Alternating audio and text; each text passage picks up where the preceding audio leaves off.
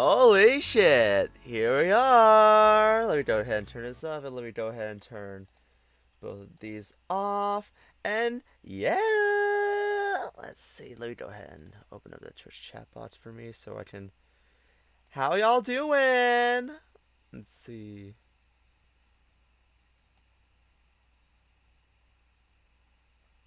Is everything looking good? Yep, it is. Let's go ahead and put that down there. Alright. Okay, so if you don't know what we're doing, we're gonna be streaming more of the Where the Demon Lurks visual novel. I've been playing this for quite a few streams now. I think this is like the fifth stream I'm playing it. And every VOD I do goes on my YouTube channel, so youtube.com/ZenTheCatboy. So if you ever if you're ever interested in seeing what happens before, then go ahead and check it out. I have my usual strawberry mango green tea to help my voice because I do a lot of voices on this, and this is going to fucking kill me.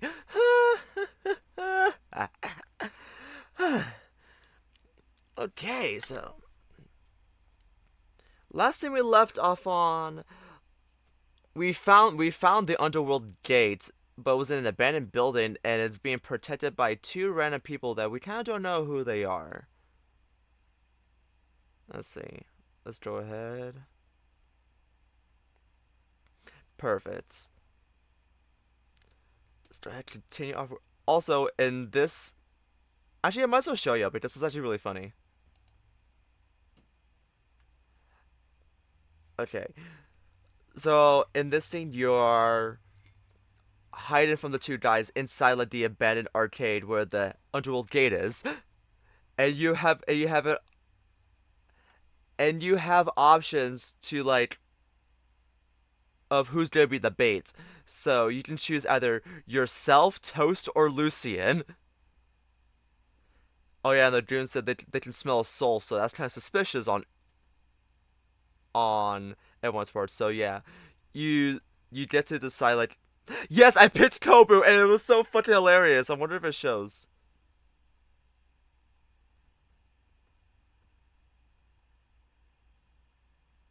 So like, here's what happens when you pick Kobu. So Kobu fucking like goes rushes out the door. But then of course the guards come out and like catch you, you fall, and they literally break your neck. So you die. Okay, so it doesn't it changed. Okay. And you get this. What are you doing here? You can't talk, and you're not that you should, considering you've never been here before, but I wasn't expecting you here, at least not this early. What did you do? Good grief, I was hoping you lived a fuller life before this. This is how it ends, you're dead. There are a lot of people still waiting for you. You know, like that alpaca boy? Alright, don't ask any questions, not that you can. Before they become aware that you're here, I'm sending you back to the... Okay, so, this unknown literally sends us back. So you go back to the same... You go back to the same choice. So you do this again. And then this happens. You and it. Did I just send you back? Kobu, please, just be more careful. You do it again?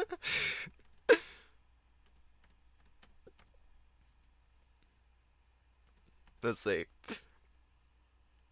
I am a loss for words, so what I'm going to do is I'm going to set this process to automatic and let it do its job. I'm turning a blind eye to this, Kobu. If you're not going to take it seriously, neither am I. And then I did it the last time.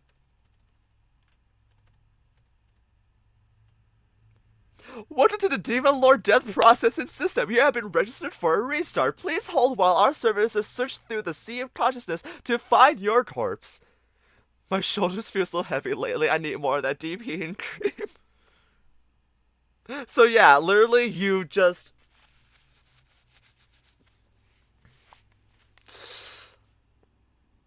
You just keep getting sent back. And so I picked Lucian, and that was a good way to get out. I'm curious, what happens if I pick toast? Let's see. You better have a plan. Just leave after I leave them. Toast floats out to the middle of the room. Hey, knuckleheads! It's a ghost! I knew it! After it! Toast floats out of the building while the goons give chase.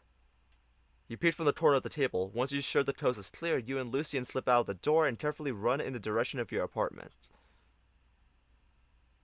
Okay, so it leads back to the same outcome. Okay, perfect. I just love that you can... I just love that you can just die multiple times, and the game's like, are you fucking serious? Yes, let's go ahead and go back to where we were.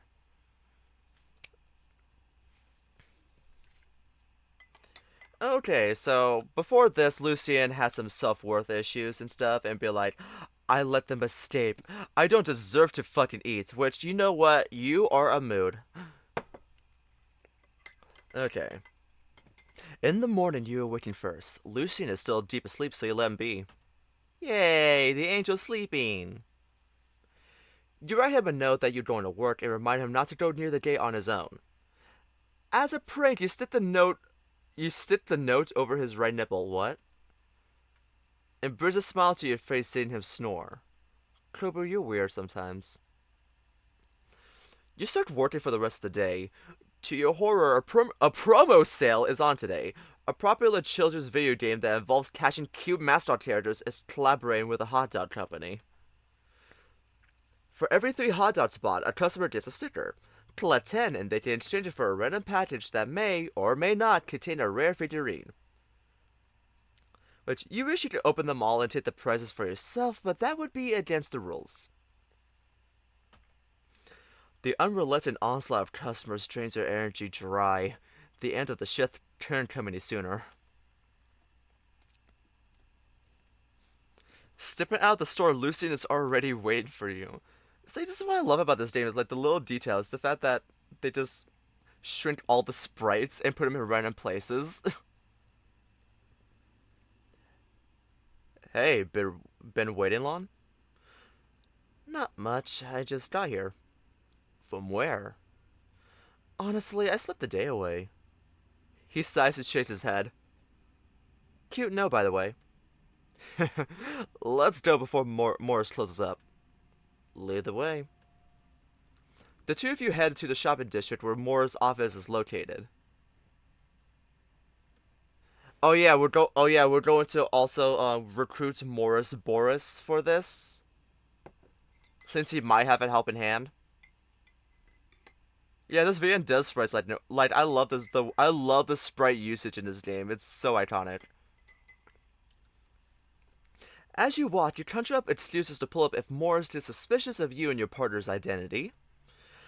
Lucian remains silent as he walks beside you, his face fixed in the same bored expression he maintains all the time. You sneak glances at him. The angel looks off at the surroundings with glazed eyes. I really could have handled last night better. Why is he even making such a big deal about this? Heck, why am I bothered by what he thinks? You begin to focus on the pavement beneath your feet, mind leaping from one thought to another.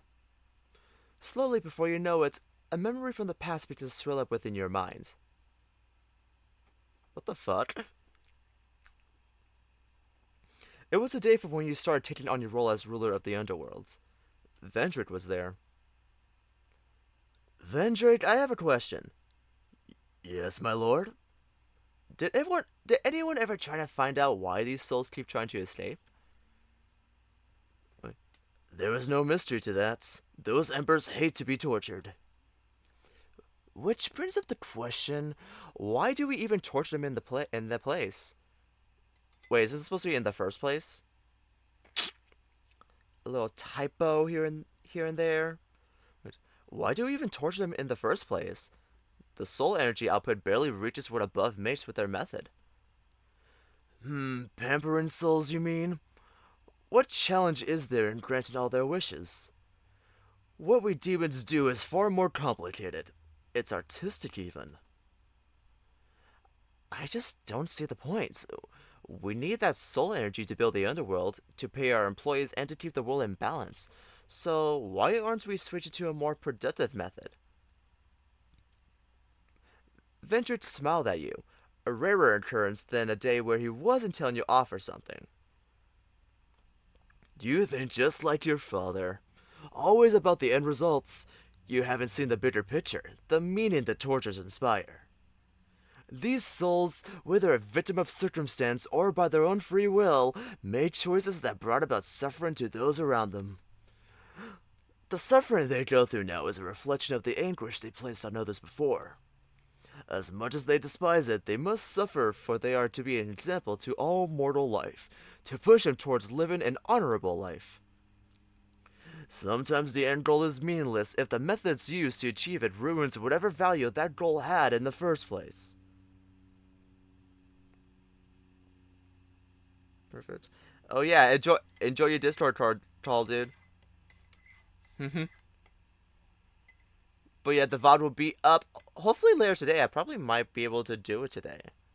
Who knows? Which kobu.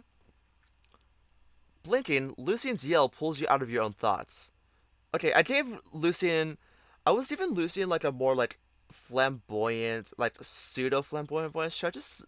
I should probably go. Oh my god, what if I go with like the full like gay voice for him? Let's see. Blinking, Lucian yell pulls you out of your own thoughts. You turn around an unfamiliar alleyway to be Lucian's vexed expression. He makes you feel like a sheep who's strayed too far from the flock. Watch where you're going. You nearly walked into a wall.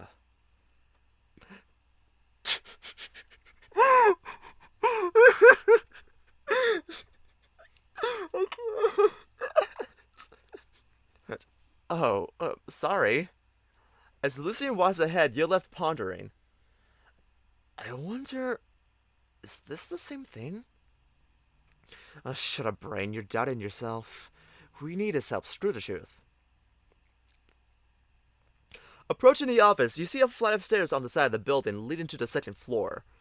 Right above the entrance to the stairs is a sign that reads, Morris Boris, Exorcism Extraordinaire. You and Lucian exchange silent nods as you make your way up. Morris sits behind a worn-out-looking desk, tinkering with his watch. Give me a minute, I'm just working on recharging this watch. And nope, it's not working. Morris looks up at you. Oh hey, it's you two. Take a seat, I got coffee or tea if you like. Neither. Please, I need your help. Come on, I brew a mean cup of joe. What about you? He turns his attention to Lucian. I want to say... Lucy? It's Lucian, and no, I'm not thirsty. Well then, it's down to business. You guys came at a great time. Morris takes out a briefcase and shows you its contents. What do you need? I've got charms for ghosts and all kinds of pure salts for your curse removal needs. You take a deep breath to steady your nerves. I need help with saving King. He was kidnapped by a demon that attacked the store. Well, I don't hear that every day. I never suspected Kin would be someone to mess around with demons, though. He looked so timid. But no, it wasn't his fault.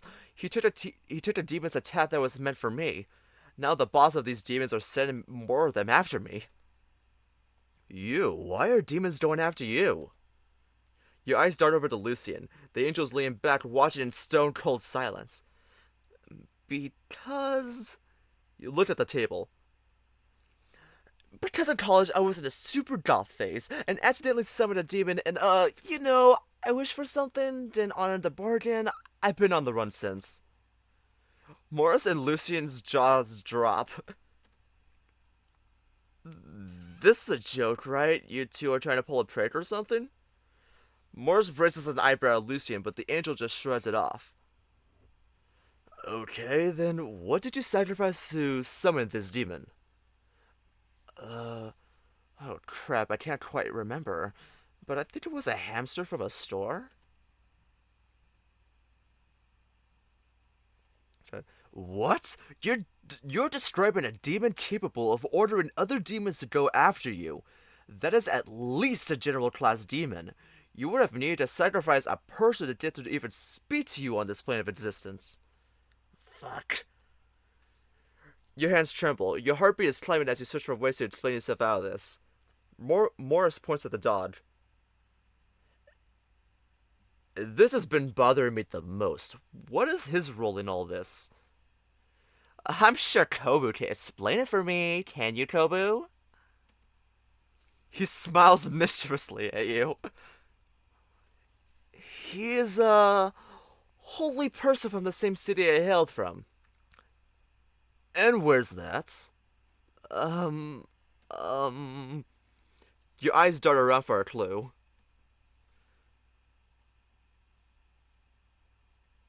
Penetration? Did you just say penetration? Wait, sorry, but this is getting too convoluted for me. I don't have time to waste it on a prank. No, wait. You raise your hands to dare not to close the discussion so soon. Fine, I don't have a choice. Oh, finally, we're gonna actually reveal ourselves? God. This is the truth. Formerly, I was the demon lord of the underworld. Then a few years back, I was kicked out by one of my generals and I've been on the run since. Kin was kidnapped, I won't lie about that.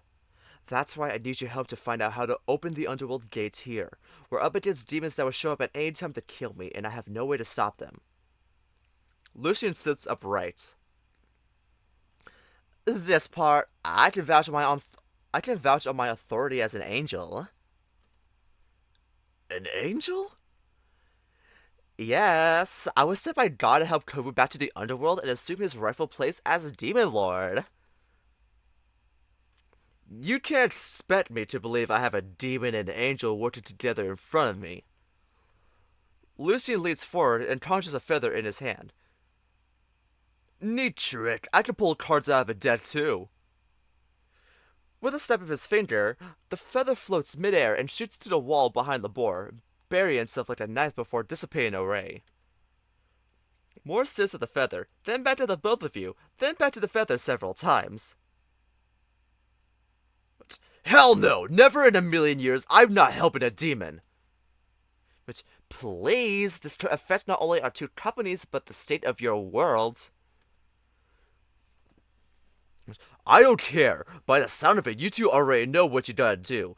Just find anyone else but me to do it. Morris, please. I'm sorry, but I've made my decision. Now please, I've got exorcism materials to buy, and it's closing time. It feels like all the air in your lungs is sucked out. Your seemingly lifeless body limps as you leave the office. Lucian hurries along. When you both reach the foot of the stairs, he grabs you by the wrist and pulls you to a nearby alley. What are you? He pins you against the wall, his hands pressed beside your head, forcing you to look right at him. I'll drink to that!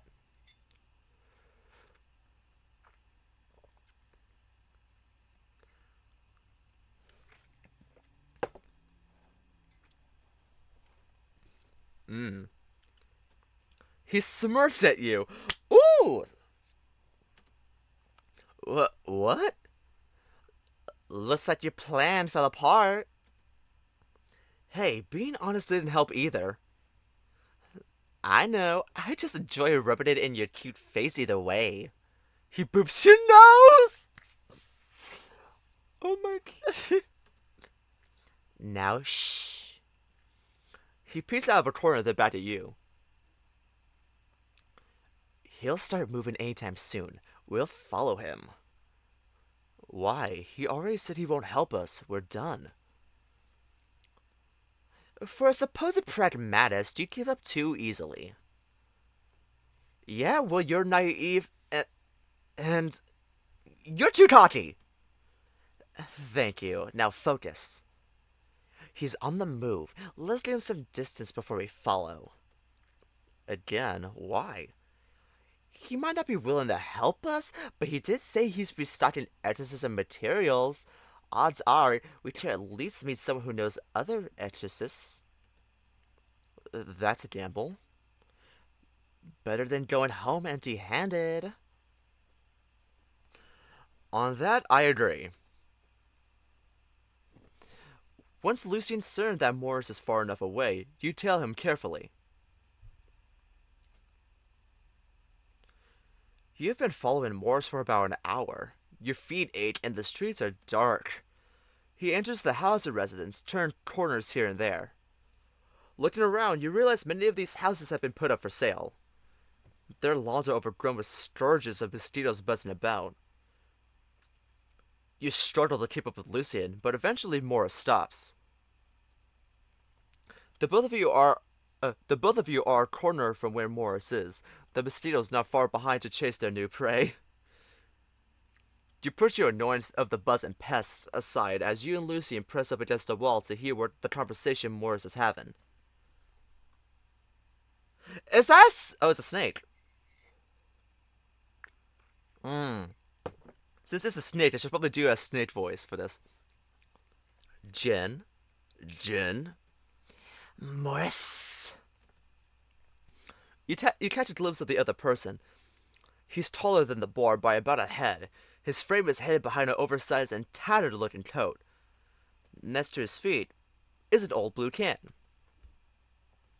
Ew, that could be a piss can. Shh! Oh, Morris, must you really spend this beautiful day tonight talking to the likes of me? Shut up and give me the goods. With that mouth, no wonder you're single. The tall person hisses. Here. He pulls out a paper bag that Morris snatches away. The boar checks the contents of the bag. His ears rise up as he grips the bag tightly. Why do I only count 5 batteries? The deal was 8. The cost of manufacturing those batteries is rising, Morris, my boy. Everyone's in a tight spot in this economy, and I am no different. But I need them! Then get more money or not, does it really matter to me? You scumbag! Please, feel free to take your business elsewhere. Oh wait, there isn't anyone else. How sad. Morris growls and stomps off into another corner. This guy's some kind of magic salesman? Maybe, but don't you think there was something weird about his appearance? Not really. He looks like some homeless guy. Come on. Kobu, wait! You step out of the shadows to approach Jin. Hi there. Who goes there? Jin turns with a flourish and brandishes a knife. Up close, you can see that he's an average-looking brown snake, brandishing a less-than-average-looking knife. Whoa, calm down. Adrenaline courses through your veins. You raise your hands up in self-defense. There's no telling what this guy would do. Put that down! Now until you clowns identify yourselves. We're friends of Morris, that's all. Ha! Morris has no friends. He must be from that cult your insane leader finally has the balls to make a move, is it? No, we're not from anyone. Come on, put the knife down and we can talk. You're breathing faster and faster. The snake leaps towards you, but Lucian intercepts and blocks the strike with a quick swing of his dagger-like feather. Just as the feather appears instantaneously, he removes it with just as fast to avoid the snake from noticing what he did. Their hands move in a flurry. The snake relentlessly steps at the dog, who barely evades each strike. One of the attacks manages to land, cutting through his right arm. Lucian counters with a kick to the snake's face. Jin takes the full brunt of the hit, toppling back but stopping his fall with his tail and bouncing back up again. It's when you notice something happening to the snake's form, as though a layer of static is applied to him. Lucian makes a strike for the snake's face again. Jin blocks it in time, but he leaves himself wide open. With his free hand, the angel grips at Jin's abdomen. Lucian's right hand glows brightly and blasts the snake away. The sounds of glass breaking emanates through the air.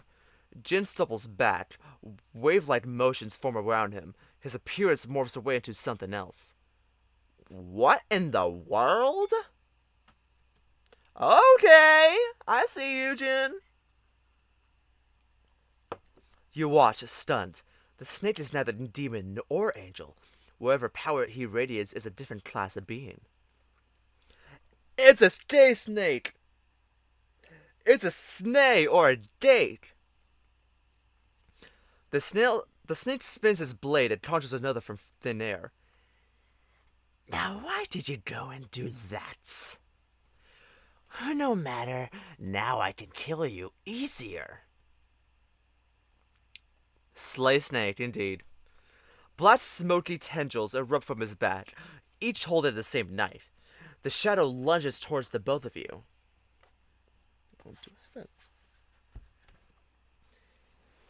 Turn flesh to ice. Capture this moment in icy prison. By my name, suspend my phone in time. Beku!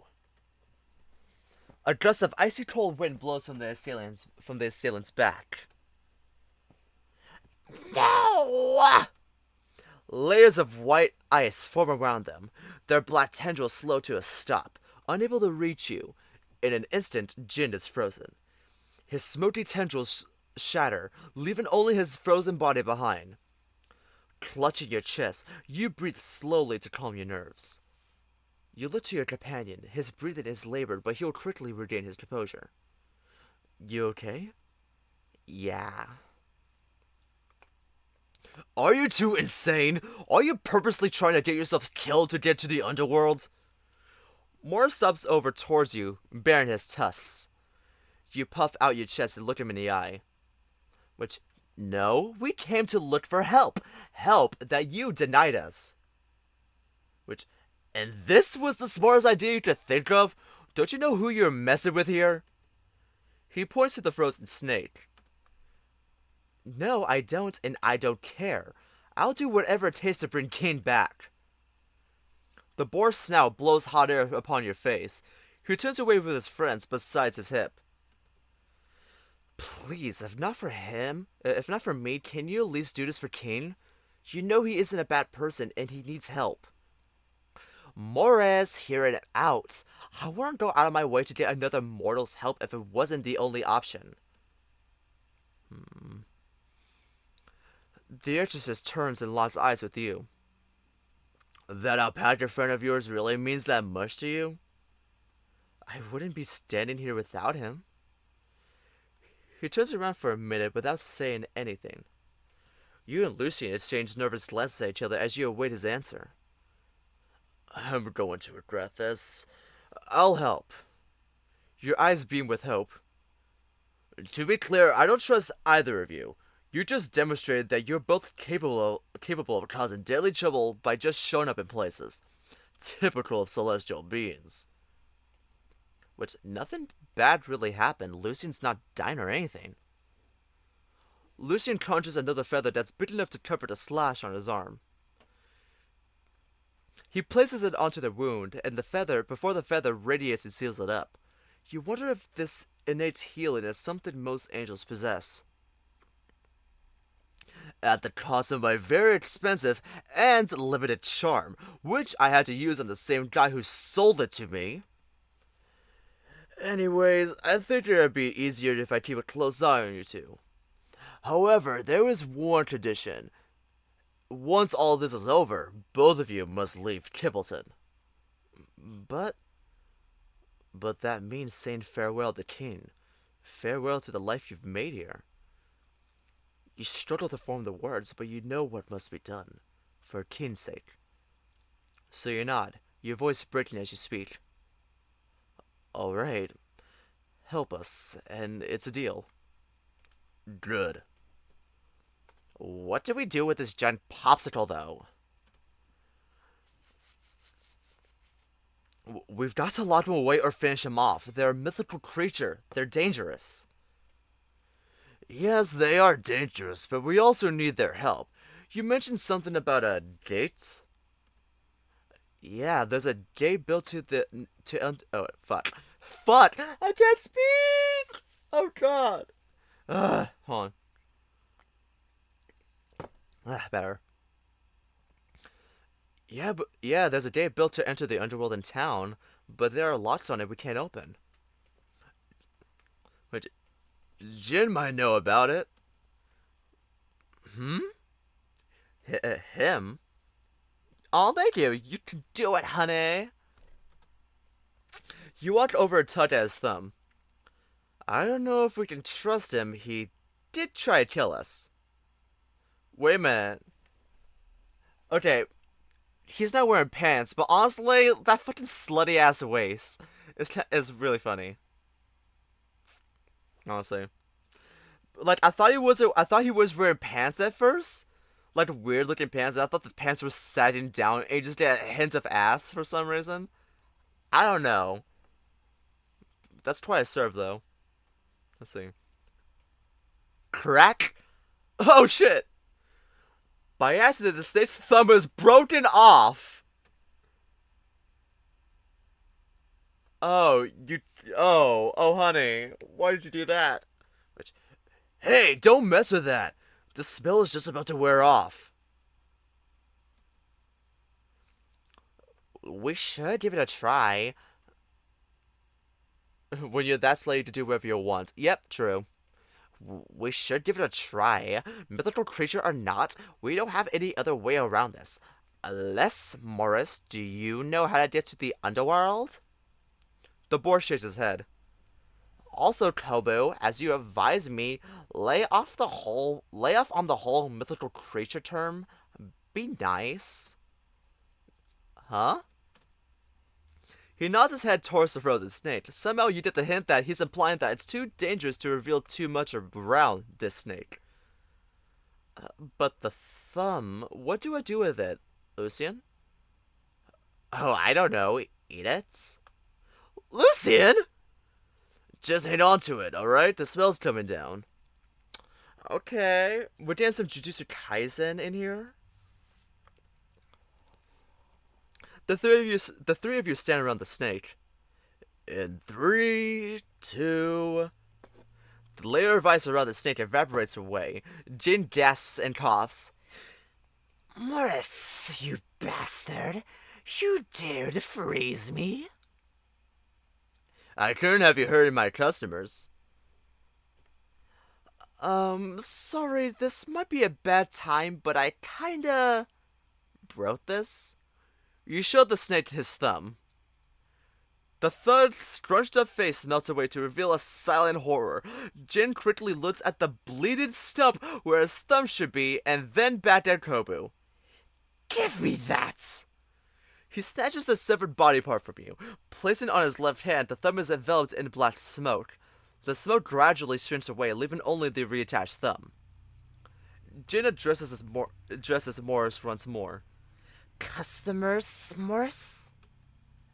Yes, they are my very enthusiastic customers, who followed me here. It reminded me that I had to get something from you. Sure, there was a rocky introduction, but we can do business, can we not? Which, do you expect me to believe that dog in his fists and that absent-minded looking cat are just your customers? They broke my disguise. Don't worry, I think you're hard to look at in any form you take. Jin leers at Lucian. Oh ho ho! He steps close to the angel and stares him down. The snake's forked tongue darts in and out of his wicked smile. Such a big mouth on your pretty face. How I want to just put a muzzle on it. Lucy remains unfazed, choosing to wear a bored expression towards Jin. The exorcist puts a hand on the snake's shoulders. Step off, Jin. We need information. Who doesn't? He slaps Morris's hand away. Name your wish, plebeians. They need to know how to open the gate to the underworld in town. You see the snake's eyes shine as his smile widens. How, pray tell, did you come to know about that? None of your business. I'm buying your discretion at the same time. The snake tosses his head up high. Wait, even if I do know something about this gate, you know the boss won't be happy that I use what resources we have for activities outside the family. Jin wraps his tail around Morris and pulls him close.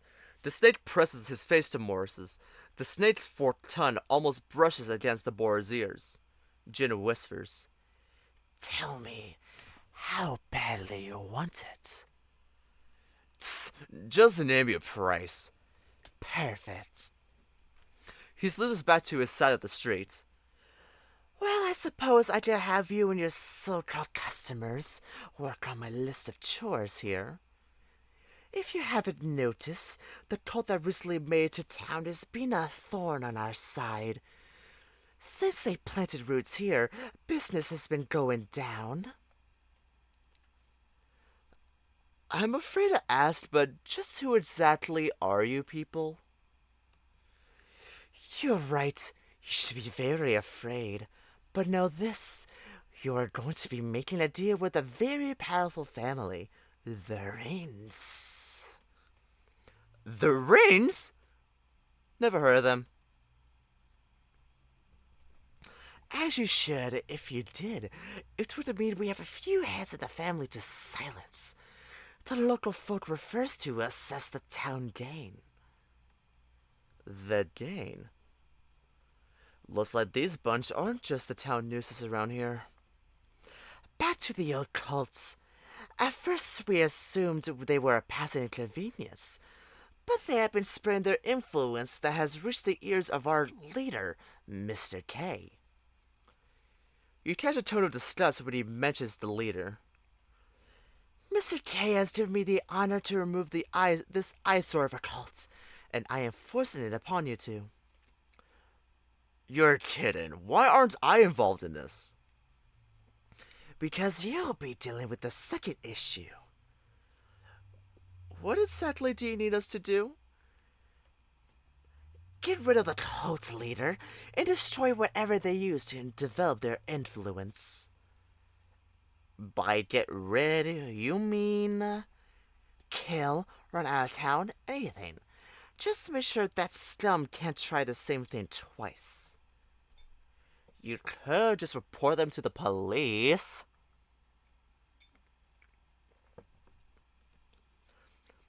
The law moves too slowly, and there is no guarantee the more important artifacts the cult leader has won't be moved before they are cut. What artifacts? I looked into the group and learned a majority of the members joined because of the leader's ability to predict people's deaths. In other words, by joining the cult, its members feel they are sheltered from death. Ridiculous. But it works. Did you even find out what this artifact looked like? Why, yes. It's the hood that the leader wears. Destroy it, destroy the leader. And make sure to snoop around their computers as well.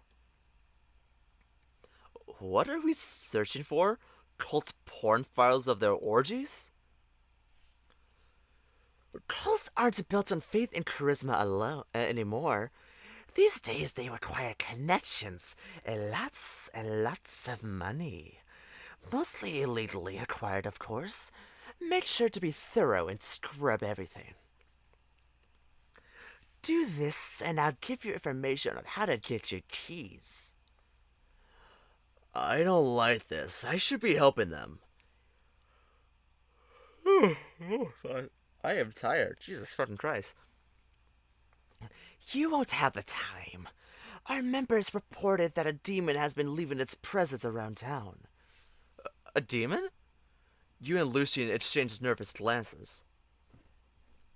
Here, I was thinking who I could send it for this. And here you are. It must be fate. Find where the demon lurks. Oh, roll credits! Roll credits. Right there, we got the title. Let's see. Find where the demon lurks and destroy it. You snort. What? Is something funny? Just a nervous twitch thinking about the demon. Whoa, hang on a minute. You're getting way more out of this deal than we are. It's a demon, Morse. Rotten little creatures that we all be happier without. Tell you what, I'll be nice and even offer you the 3 remaining batteries you desire as payment. Morris growls. Give us a minute. He calls you and Lucian away from Jin. You heard the snake. Do you want to do this? Wait, when he said demon, did he mean... No, I think it's something new. Which, it could be another freelancer. What's that? The demons who are after me. Look, I really don't see another way to get those keys. Morris takes a deep breath. Okay. You all return to Jin. We'll take the deal. Jin cackles maniacally. Excellent! Then let's shake on it. A third arm emerges from his stomach. Do I have to touch that? I don't have any disinfectant on me. Lucian. Fine. You all shake his hands. The moment your hands make contact, a jolt of burning energy spreads across the palm of your hand. What the hell? Pulling your hand away, you now have a black cube with you. Oh no, it's a deal. You can't back out from a deal.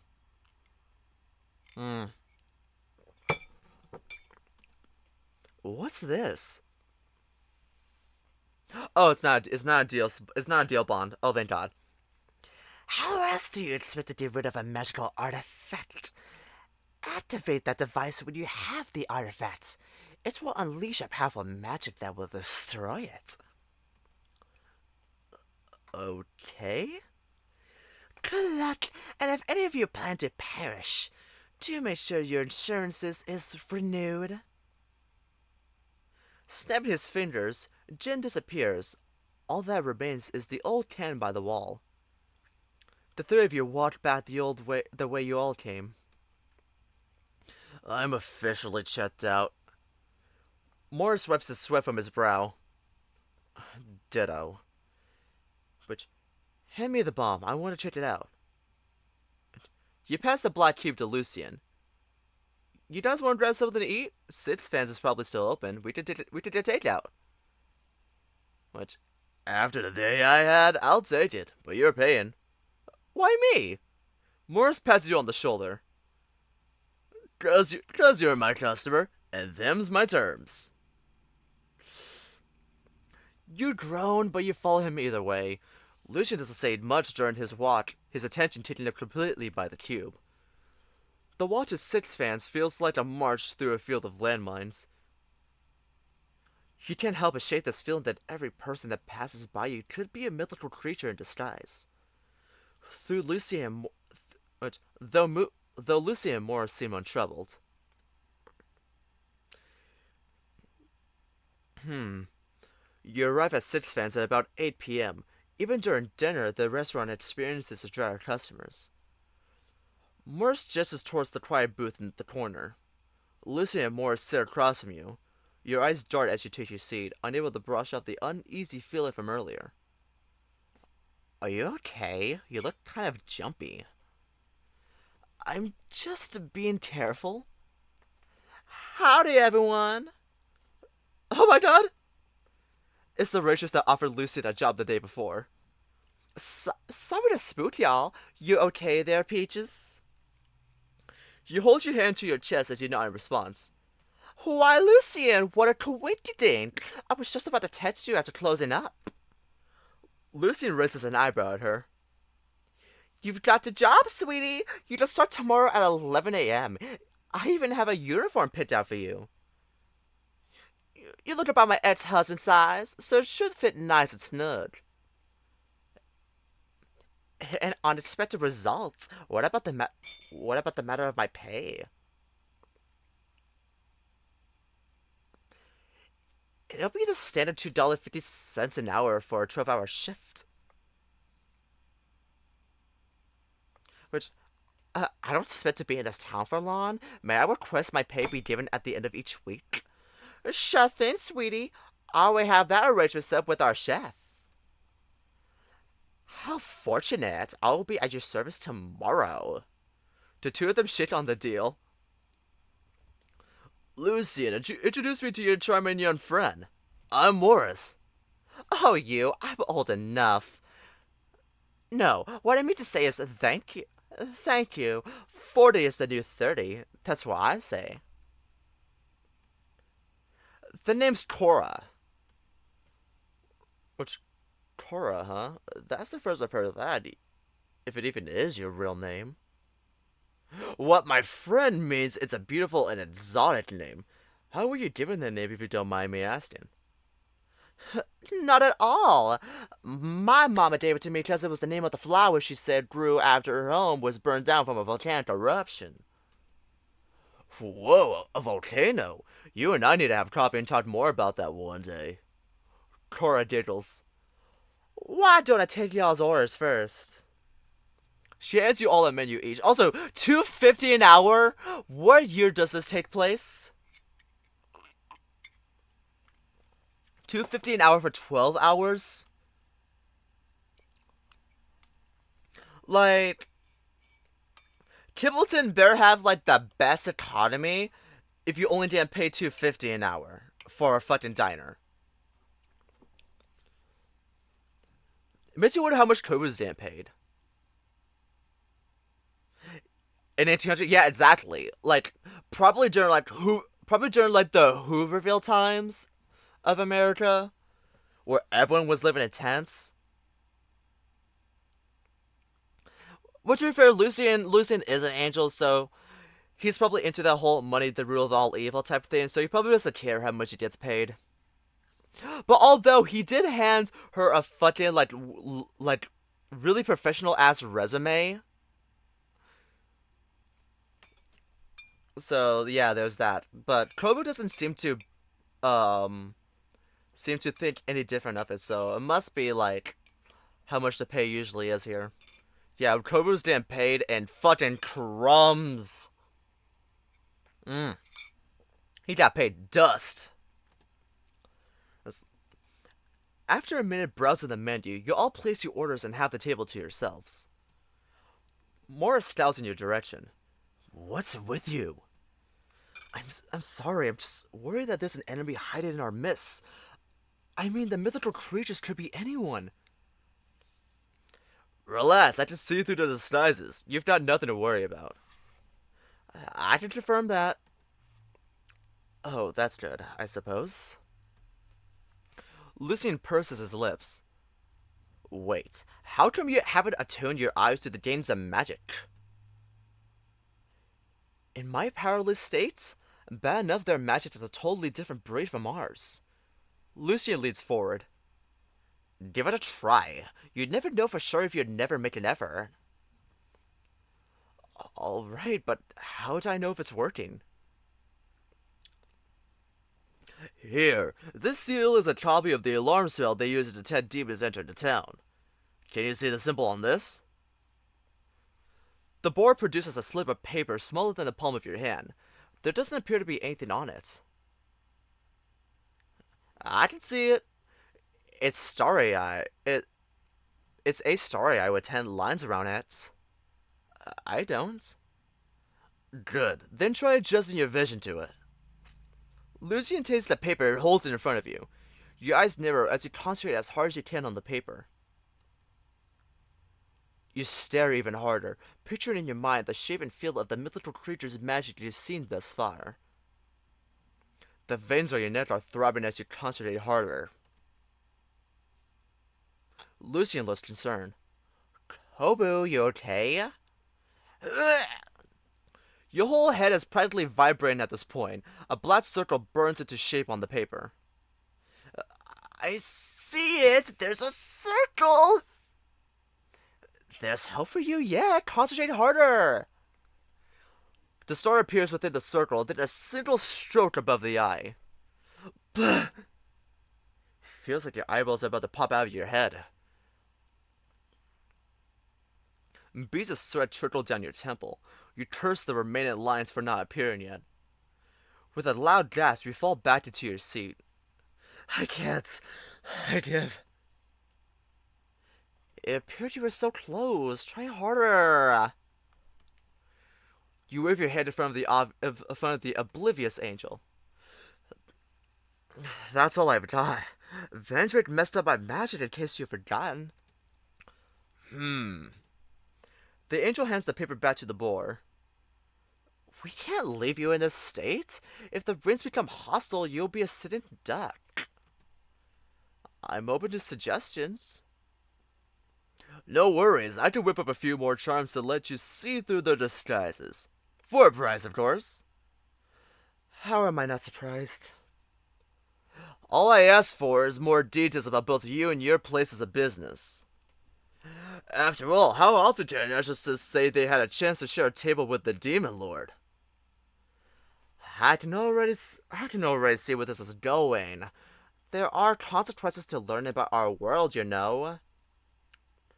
Can we just sit and eat? After the day I had, I don't want to ponder on how revealing secrets of the afterlife will pull your soul down an existential hole never to return again. Relax, I'm just taking this chance to sate my curiosity. Besides, existential dread and eternal damnation is part of the job. What guarantee do I have that you're not going to sell this information to the highest bidder? My 100% money-back guarantee. I take customer confidentiality very seriously. He flashes you a toothy grin. Fine. You want to be careless with your soul? I'll humor your questions until our food arrives. Excellent. So what's the deal? What's the beef between demons and the rings? I take it that the feelings are mutual.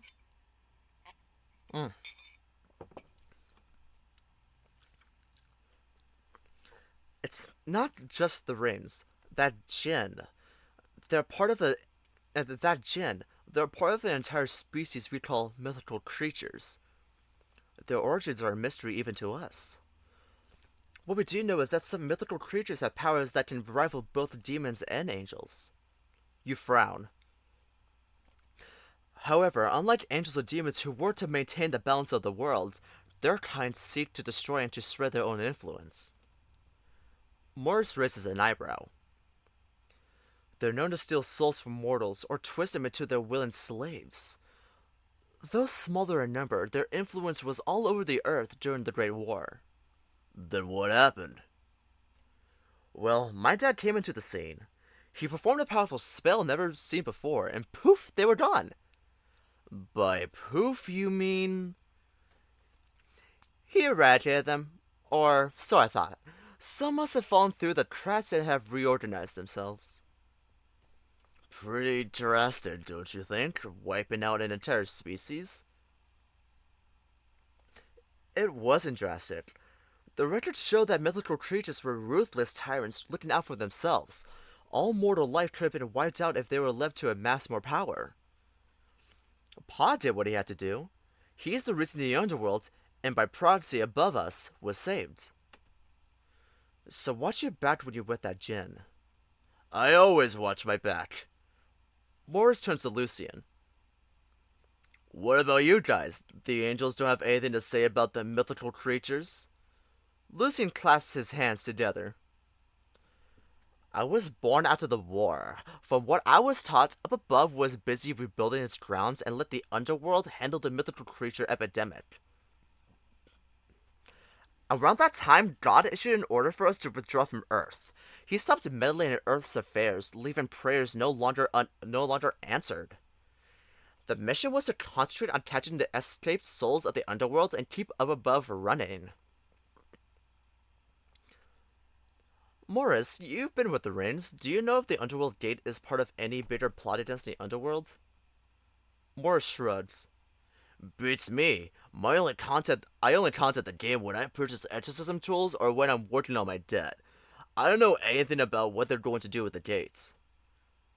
You rest your chin on your head and sulk. A part of you questions why you're so concerned about the gain's plans from your former place at work. But you also can't help worrying about what it is to come. Backtrack a bit. What was this great war the underworld was a part of?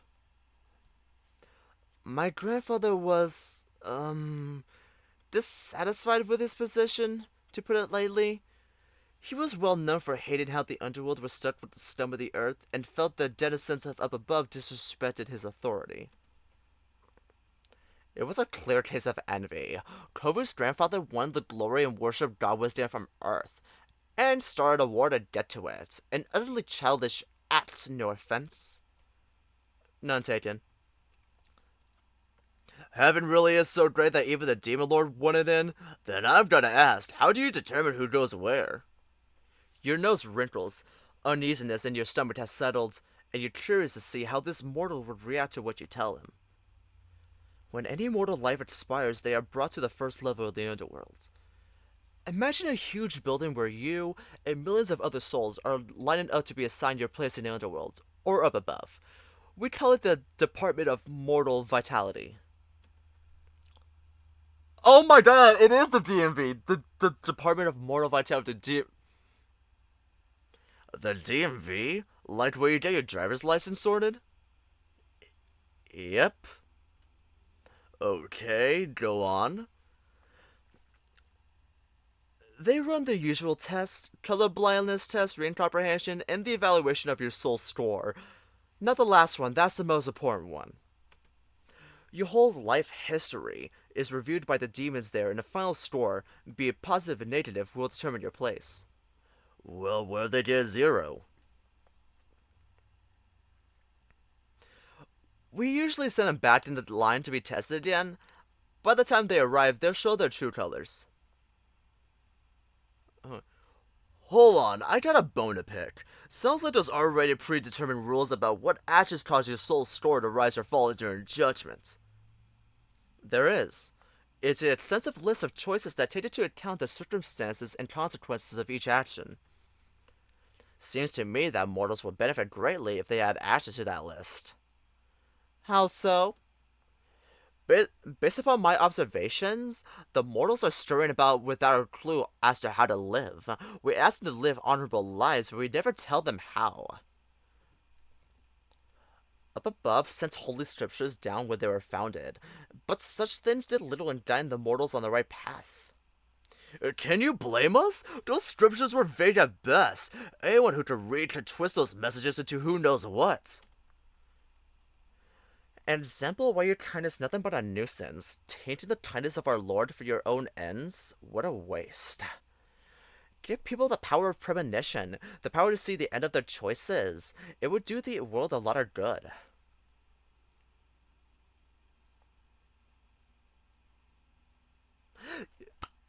Okay. I feel like so the one thing the developers need to work on is to let us have a save option. Let us save so we can like choose between each choice, because sometimes I don't know where the choices are gonna come up. But you know what? I'll agree with Lucian, because I like that. I like that take. And it kind of fits well with Kobu's vision of the underworld. How do I scroll back? Hold on.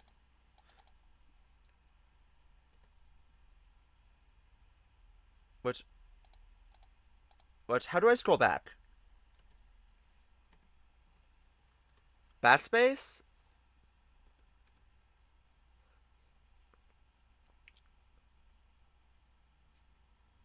Like, oh my! Oh shit! What the hell? Oh shit! You do it? I haven't. I never. I haven't played a furry visual novel on the computer before, so this is kind of my first time doing it. Okay. Oh fuck.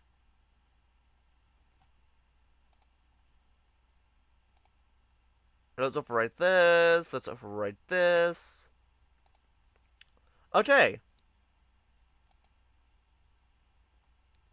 Okay. First, let's agree with him, because I like that take.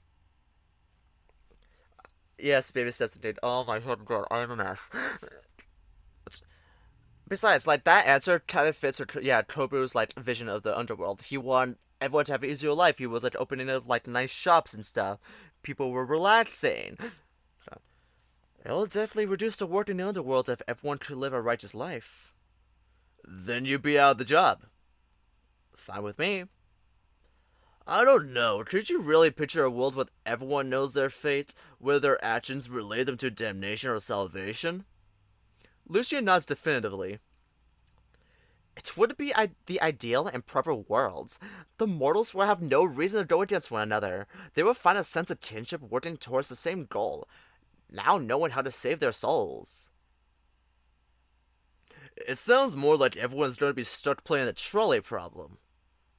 The trolley problem? Yeah, you control a trolley that can turn one of two ways. On the first track, there's one person. On the second, there's 5. Which do you pick? Why would you pick any of those choices? I'd pick to pull the brakes. The brakes aren't working. You only have the one lever that hits either one person or 5. Why am I in the trolley in the first place? I travel mostly by walking or portals. Where do you even find a trolley that can run someone over? Which, it doesn't matter why you're on the trolley, you're on it and you have to hit someone with it. It's an ethical conundrum. The only conundrum here is why are we letting trolleys exist if they are such a safety hazard?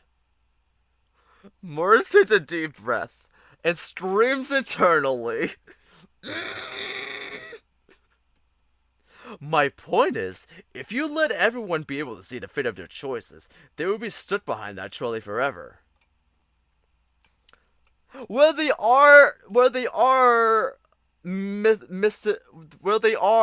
a demon and an angel, a person not gonna think the way humans think. Well, maybe kobu, but oh, Morris, I'll drink to that. I highly doubt it would lead to that. You'd probably take the lesser of the two evils. Well, who decided that one soul is any less than the other 5? What? I suppose that would be me if I had my old job. I say people will either be too afraid to make the choice, or they would get so used to taking the lesser evil that it trivializes the value of life. You're exaggerating. You underestimate how people can take things to the extreme. I mean, I suppose there would be outliers. Now that I think about it, won't everyone just end up doing the same thing because it would guarantee their place up above? Like they're min-maxing life itself. I mean, gah. What? I have goosebumps picturing everyone dressing up the same, all smiles, and just copying one another. Ugh. Like a whole underworld full of copy-paste housing. Like a whole world full of copy-paste housing estates. Those are inconsequential compared to the bigger picture. Lucian, you're picturing an ideal world where everyone can follow what's expected of them. But honestly, not everyone's lucky enough to do that. Plus, if it's that easy to get eternal happiness, there'll be no reason for people to grow. Grow? Yeah, people clash and make mistakes, but you have to admit that's how we get better as a species. Lucian frowns as he crosses his arms. The table is silent as everyone seems to contemplate the points raised. Why do mortals have to make everything so complicated? Doubt blinds your hands. It seems like such a good idea a minute ago, or perhaps you wish you could see your own fate. Perhaps things would have been different if you had that foresight. Was that foreshadowing? Was that giving a hint? What happened if I picked the other option? Just what would everyone's soul look like? Just what would everyone's souls look like if they all knew they were committing a sin or not? The air falls silent around the table, at least until Cora returns with your orders. Mama, everyone's looking so serious. Am I interrupting? Nah, this is a good place for us to take a break. Let's eat. The colorful smell lifts your spirits a little. The waitress sets the food in front of each of you and takes your leave. Lucian ordered a basket of plain fries. Morris got seafood lasagna with a side of brownies, while you got a plate of chicken fillet grilled with sauteed mushrooms and broccoli with a side of mashed potatoes. Wait, seafood lasagna with a side of brownies? That could not be a good combo. Also, Lucian is fucking me because fun facts,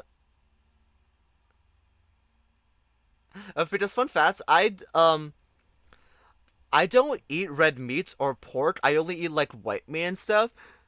So on the days where like I go out to eat and stuff, and they only have like chicken products, I'm not feeling chicken, but they don't exactly have like a turkey burger option. I'll probably just get like fries and call it a day. Like In and Out. In and Out does not have any other option for like either a turkey patty or a veggie patty, so I just settle on getting the fries over there. Although it has been a minute since I've been to In and Out. Strange. Well, not so strange. Anyway, let's dig in.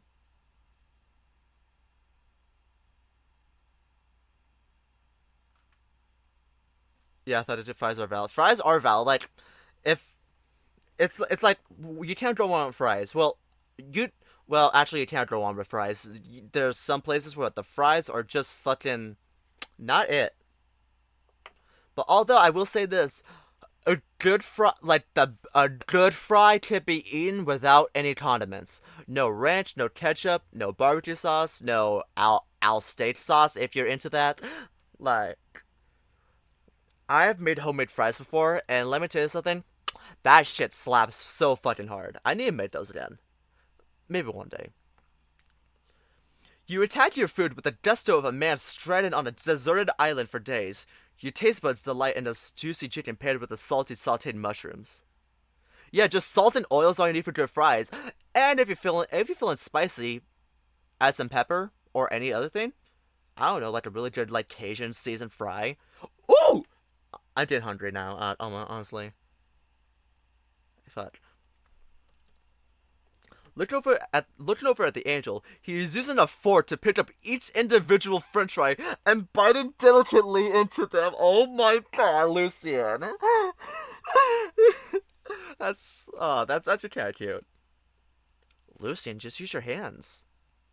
How barbaric! I don't want to sully my holy hands. It's fine, that's how people eat fries. Plus, it tastes so good when you get to lick the salt off your fingers. Lucian's eyes narrow. That sounds like a recipe for an upset stomach. Don't worry about it. Here, I'll show you. You attempt to reach for Lucian's fry, but he pulls the basket away. This is mine. I believe it's mortal custom to exchange pieces of food that's equivalent in this situation. Which, fine, I'll trade you my broccoli. You just want to get rid of your vegetables, don't you? Lucian, I would never. Then I'll let you have a fry if you eat that vegetable. Morris, want to trade a brownie for my broccoli? Morris blinched twice in your direction before quickly stuffing all of his brownies into his mouth. Damn! Morris! Face the fast, kobu. You're stuck with that little green tree. Lucian dips his fork into his basket again and pulls out a broccoli floree.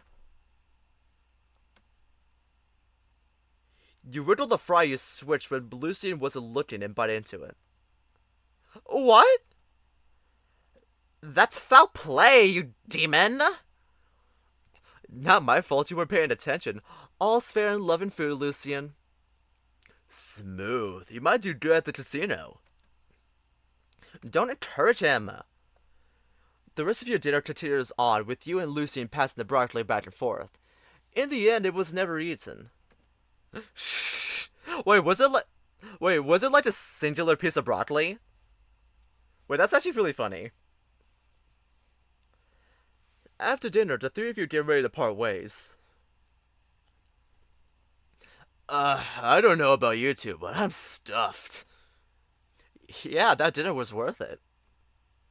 Wait a minute. Petty bitches, they're perfect. Yes. Kobu and Lucian? Lobu? Lobu, that's a ship named Lobu. Uh, Wait a minute. I got so swept up in your questions, they even asked you anything about the gain. You snooze, you lose, champ. Your right eye twitches as you frown. Don't worry, you'll get your chance to ask me all you want after we meet again. Stay focused on the task at hand. Rolling your eyes, you half-heartedly accept the exorcist's reply. Well, I'll head back home. Tomorrow, I'll get started on dealing with that demon. Be careful, there's no telling what they're capable of. I worry more about how you two are going to take down that cult leader. We'll figure something out. I've got Lucian by my side. That goes without saying. Also, Morris, would you mind lending me one of those mythical creature seals? I think it would be handy for Kobu's training. Training? Oh, sure, I can spare one. I'll see you guys when I'm done with my side. I'll see you guys when I'm done from my side. Morris heads off. What's this training you're talking about? Train to get your powers to working levels? But first, let's go home. Oh, He grabs your hand and pulls you close to his chest. Lucian, what are you doing? I thought it'd be faster if we flew back. Which, no, I mean, I suppose it would, but won't people see us? Who would be looking in the skies at this time of night? You don't know that. Let's just walk. You place your hand against his chest, trying to build some distance from him, but somehow you can't bring yourself to push him. With your hand buried against his exposed chest, the warmth of his fur spreads through your palm. Thank you for the offer, anyways. Being so close, you're keenly aware of the height difference between the two of you. He solemnly nods and turns his head in the direction of the apartment. Your cheeks feel warm as you follow from behind. All is silent while the two of you walk beside each other. You still glances at the angel. Your thoughts would not leave you alone. He was pretty helpful today. Maybe I should tell him that. No, he'll probably be all like, you were impressed by that? How cute. I'm being silly. You look at him again, all aloof. Sighing, you bury your hands in your pockets and keep walking. No! Praise Lucian! Praise him! He deserves it!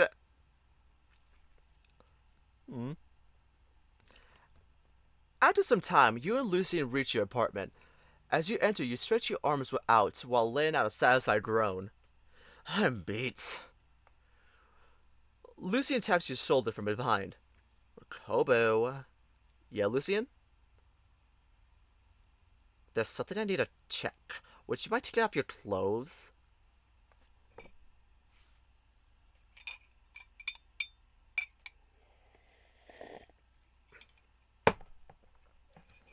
This name is safe for work, but is it gonna get spicy? What? It's nothing like that. I just want to test my theory about your powers. Your training hinges on this. Leave with that next time. What's this idea anyways? Your powers began to fail after you were kicked out of the underworld, right? Right, Vendrick hit me with a blue orb. After that, I lost basically every ability. There must still be some remnants of your power in you. After all, you can still see demonic and angelic magic. I mean, I've lost pressure among other things. I can open some portals, but they're not stable. Then I want to find where your source of power lies inside you. Maybe if I dig deep enough, I can free it. Healing is the specialty of angels. I guess it's worth a try, but do I really need to get naked? Your underwear will suffice, Kobu. It's easier for me to trace magic or fur-on-fur contact. Sure it is, Lucian. If you ever want to have a piece of this, you could just say so. The way the clothes just like pop off is so funny. You chortle as you raise your arms behind your head and shake your hips. Oh shit! Damn! Damn! Kobu, pick me, choose me, love me. Because I hit it. Oh my god. I wanna bite it, ride it, lick it, spit it, pull it to the side, enter all up in it, taste it. Kobu likes demons, but he knows I hit it. Don't have to guess the color of your underwear, 'cause I know what you got going on down there. You got a nice violet pair.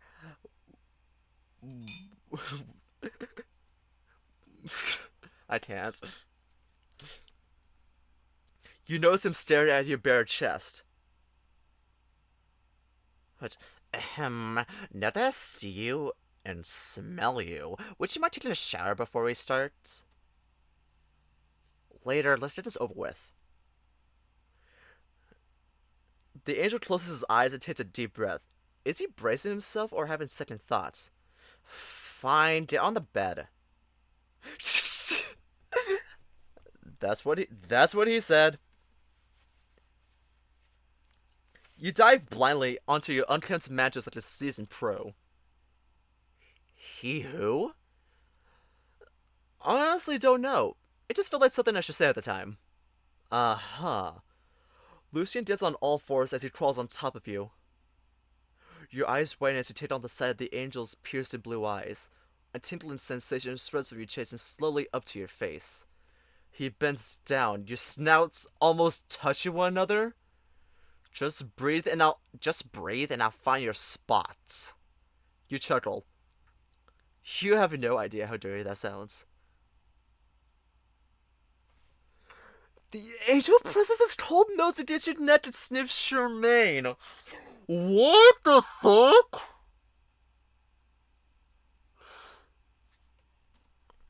Your body shows from the contents.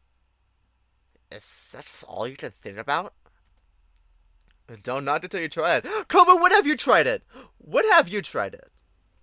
Like, when have you tried sex? When have you tried sex? Let me give you the list of people that are in your life that you could possibly have sex. Okay, let's see. I would say Fortis and a mare. But a mare's more tender with his gadgets, and Fortis mentioned briefly that he knew you when you were a kid. So I don't like that. I don't like that answer. You could have very well did it with Kane. But I don't know. Kane seems very timid to do that. But although if you want to fudge, you could just call me. Like.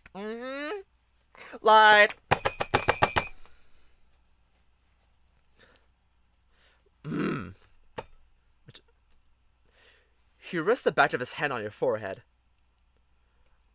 Why would you demons engage in procreation? Aren't you afraid of the impact you would leave on the mortals? I mean, we have rules against that, but it's not something we can enforce easily. The only guarantee is that, with the exception of the Demon Lord, the offspring of demons and mortals usually don't survive conception. Abortion. Abortion. Demonic abortion. Oh my god. I'd rather see the Christians tackle this. Even if they did, almost none live long enough for us to understand what they are. The angel's hand moves down to your right cheek. Which one?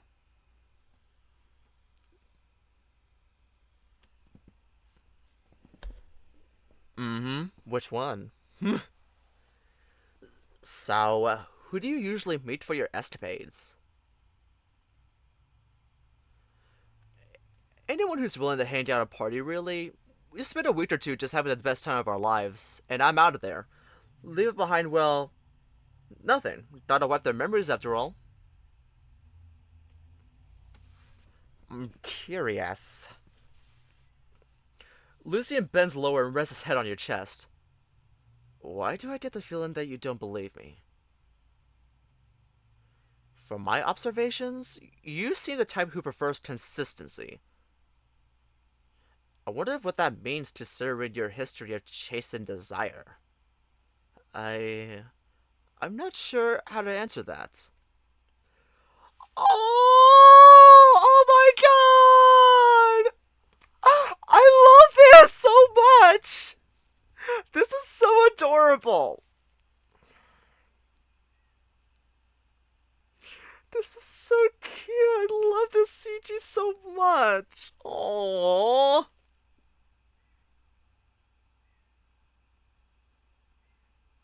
God, he is so fucking adorable. I love these two so much.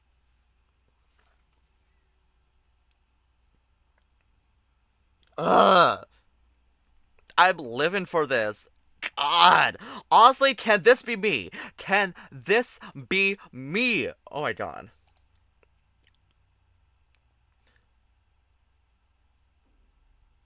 He slides lower, now risen upon your stomach. You raise your arms, unsure where to put them. Lower your voice, I hear something.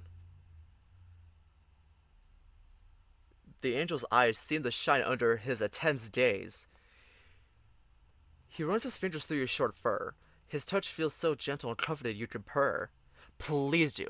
Please do. Please do. The warmth of his face spreads throughout your body. It's a pleasantness you're not even sure you felt before. Is my heart supposed to be racing? I mean, I've cuddled before. You recall the many partners you held in your arms, but there's something uniquely comforting about Lucian. He seems to light up the room itself.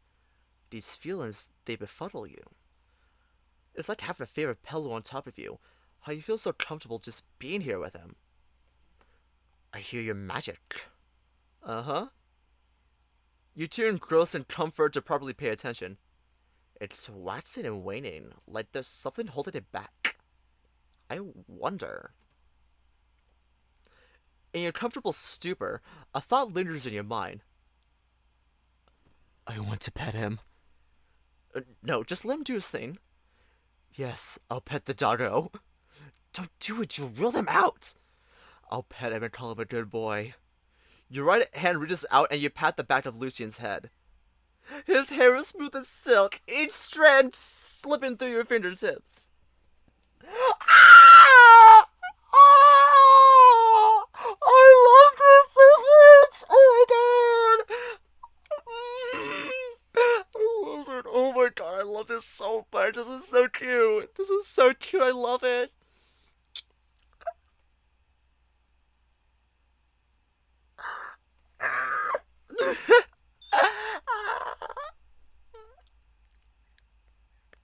Like, oh my god.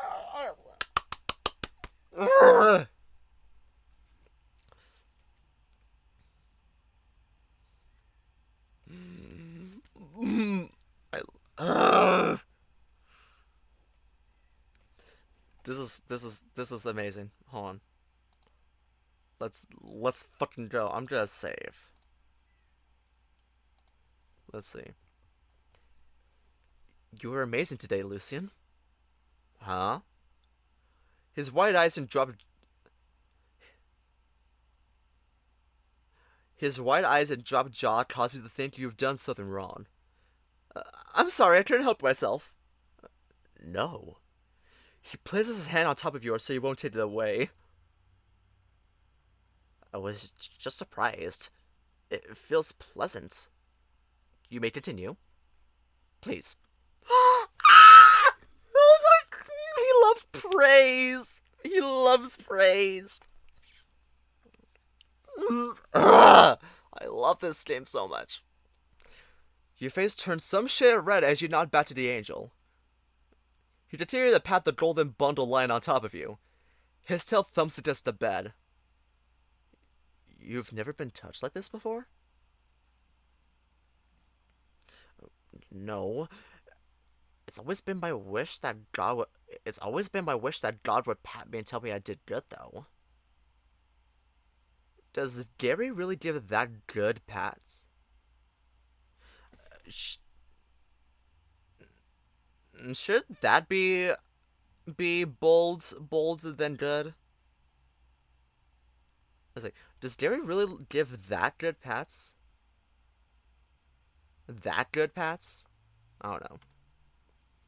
You continue by scratching behind his ear. Lucian pants a little and smiles. It's more than that. It's about being acknowledged by perfection, by your creator. I suppose Gary is like a father to you, angels? At least in my eyes. He does so much for up above, and we all strive to make him proud.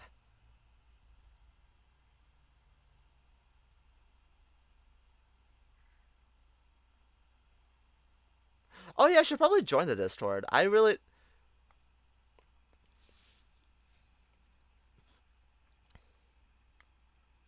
Well, like, if I just start... Well, I'm not, like, really observant at times, so the fact that I was able to point that out, I'm pretty sure someone else probably already has and probably related back to them.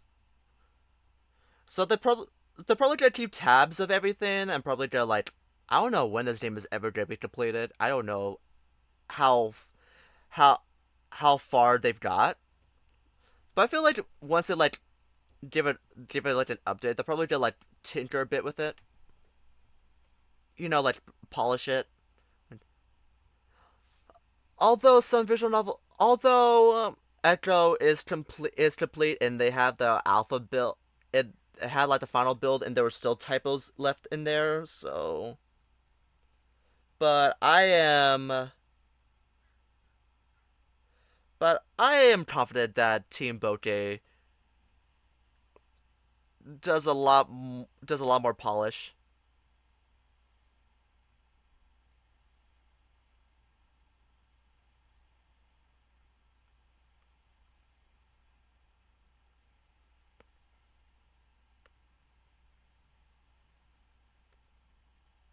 Than I'm surprised it's really quiet. Shouldn't this game be more popular? Like, obviously, it's not like Echo Project popular, but like, it's really good. Like, it's actually really amazing. I'm loving this one. Boop. Let's see. A realm full of classy angels like you? No wonder Earth or the Underworld can't compare to that. Up above is the crown and jewel of life, the nirvana all are in search for. What's it like to be a part of that? It can feel like you're a tiny piece amidst a sea of stars. That sounds kind of overwhelming, to be honest. His grip on your fur tightens. Sometimes it is. Aww.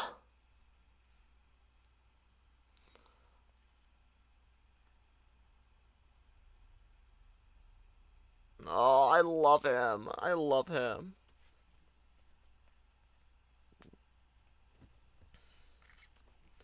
Lucian? It's nothing. Just a passing thought. S- So you were saying you're helping me to get Gary to praise you? It's my wish that he would see me amongst the crowd. Well, I see you. You both stop talking, staring into each other's eyes. Oh, oh, thank you. I. Your heartbeat pounds loudly in your ears. I see you too, Kobu.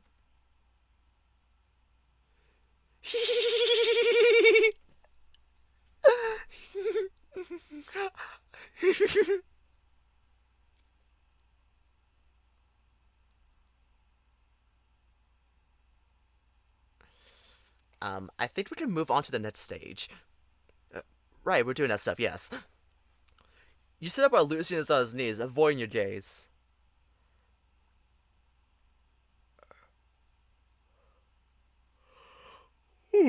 God. I don't know how to undo the spell that's weakening you, but perhaps I can share with you some of my powers.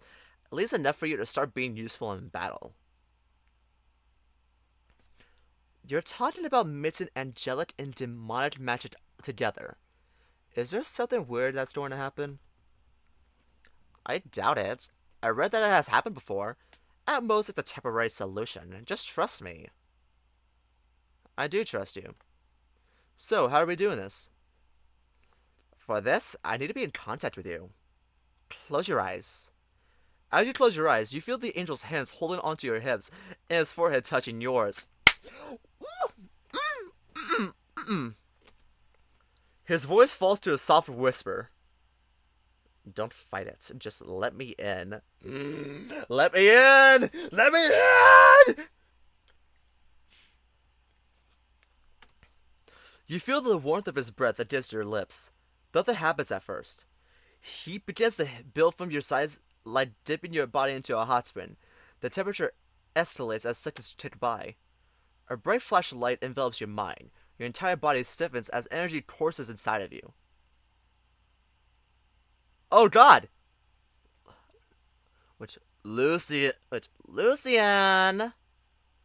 That voice. Gary? The voice echoes in your mind. You realize this isn't real.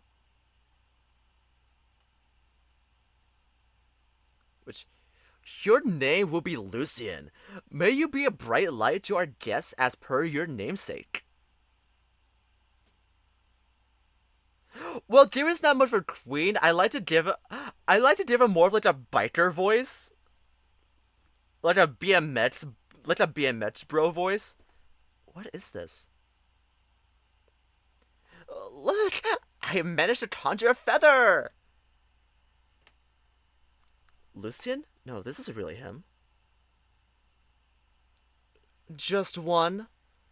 I suppose that will do. Look! I managed to conjure 50 feathers at a time! Now that's how you do it. Lure from Saria, Lucian. Oh. Why are the angels acting like that? Why are the angels acting like that? Like, what the fuck? Lucian deserves better. Fuck you. The voices draw close before fleeing into the abyss. Each time bring fragmented conversations that confuse you. Are these voices from Lucian's memories? I've got a job to capture a dangerous spirit on Earth. It's worth 500 points. Lucky you. I want a high point job too.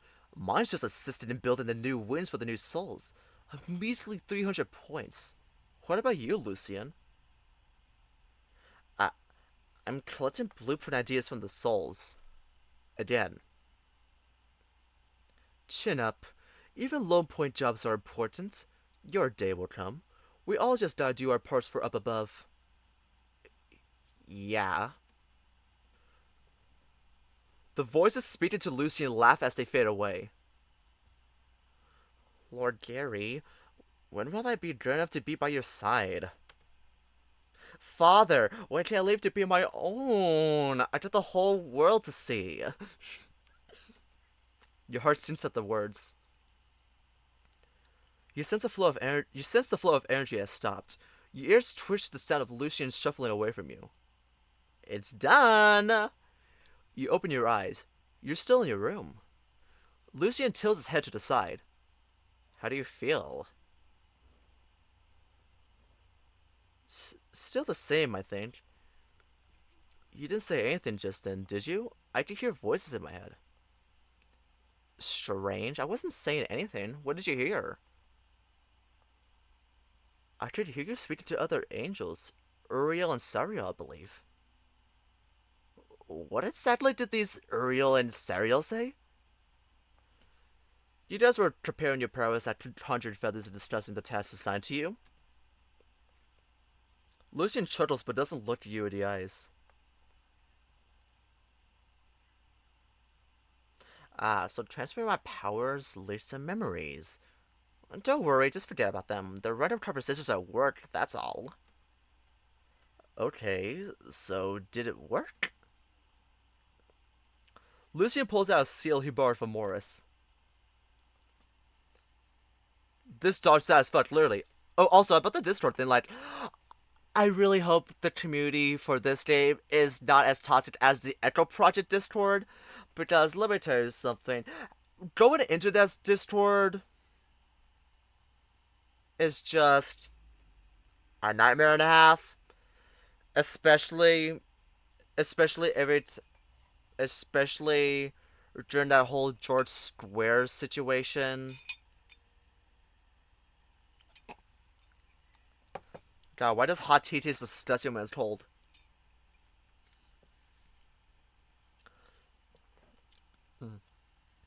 There's only one way to find out. Attune your eyes to the game's magic once more. You concentrate on the paper in the angel's hand, remembering the feel and the smell of the mythical creature's magic.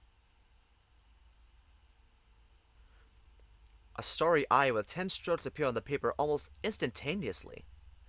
I see it! It works! It's working! You did it! High five! You raise your hand in the air and try to high five the angel. What? Why are you showing me the palm of your hand? Smack my palm, silly. It's a high five. People do this when they're excited. Oh, alright. He raises his left hand and awkwardly pushes it against your palm. Good enough. I can't wait to try out my powers again. I wonder how many of them have returned. You raise your right hand, attempting to summon a portal, but Lucian gently brings it down. Save that for later. I hate to admit it, but I'm very tired after transferring my powers over to you. And we do have cultists to find tomorrow. Oh, right, we should sleep. Thank you, Lucian, for the magic. Thinking nothing of it. However, if you must show gratitude, I'd rather much prefer you keep your word and shower first before resting. The angel pinches his nose to exclamate his points. Pfft. I'll be on guard duty as I'd rather not have my nostrils be further assaulted by your robust musk. Really, you're going to work even though you're tired? It's for your own good. Fine, but at least have a bath after me. Certainly. First I thought you were about to say at least have a bath with me. I was not being like, oh! Lucian smiles as you leave to bathe, thus ending your nights. You dare do not sleep, find comfort in knowing that Lucian's watching out for you. Perfect. No, see you do. I'm about to end this just a bit after this. Plus tomorrow you have the night shift at work.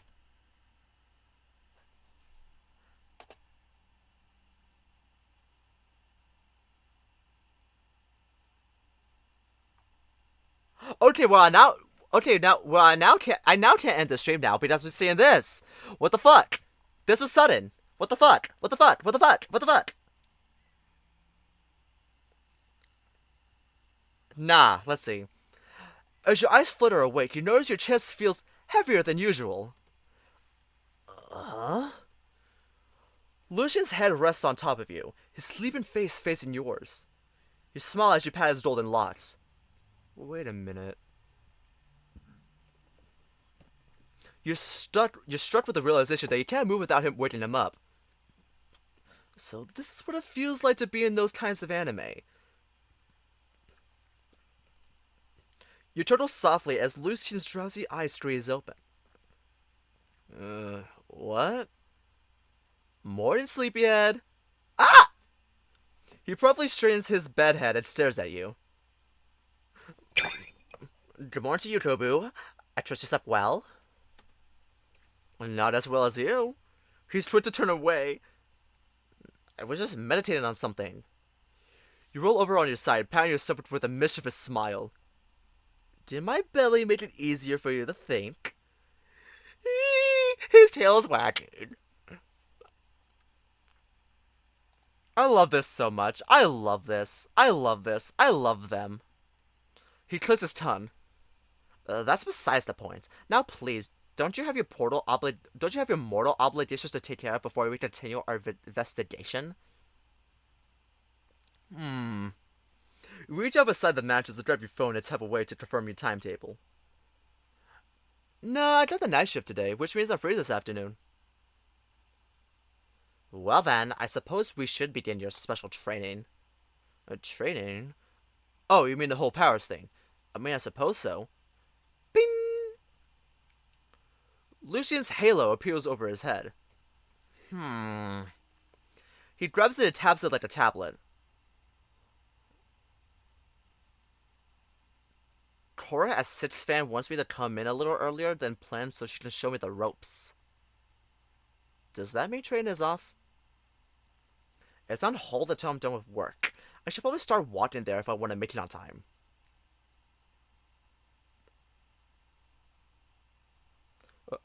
Hold up, I just realized we don't have our priorities straight.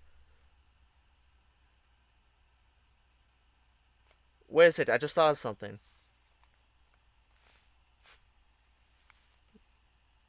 Wait, how's the cadence of that supposed to go? Because it looks like two sentences that mean the same thing, but just place both of them in. Okay, hold on. What? Hold up, I just realized we don't have our priorities straight. Wait a sec, I just thought of something. Yeah, no, it doesn't work. It doesn't work. What? If I can open a portal now, then why don't I just make one where King is to pull him back there? Lucian purses his lips. Kobu, I realize I shared some of my powers with you, but that's quite a lot of wishful thinking. Well, we won't know until we try. You raise your right hand ready to open a portal over your mattress, but Lucian grabs hold of your wrist. Easy now. I understand you're excited, but I'm not fond of taking blind risks. Try opening a portal somewhere safer to understand the current limits of your power. You feel the heat of his hand around yours. It takes a few moments, but the wisdom of his words warms up to you. Okay, let's take it slow. He smiles and lets go of your hand. But let's try a portal behind Six Fan. Should be out of sight. You imagine the destination in your mind, conjuring forth soul energy that courses through your forearm into your fingertips. Let's go, Six Fan! You snap your fingers, opening the portal. Woo! You did it! Lucian steps forward and poses his head through for a second before looking at you baffled. That's the inside of a movie theater. What movie? He takes another brief look into the portal. Something about a teddy bear in very bright pink clothes coming to life in the real world and exploring what it really means to be alive.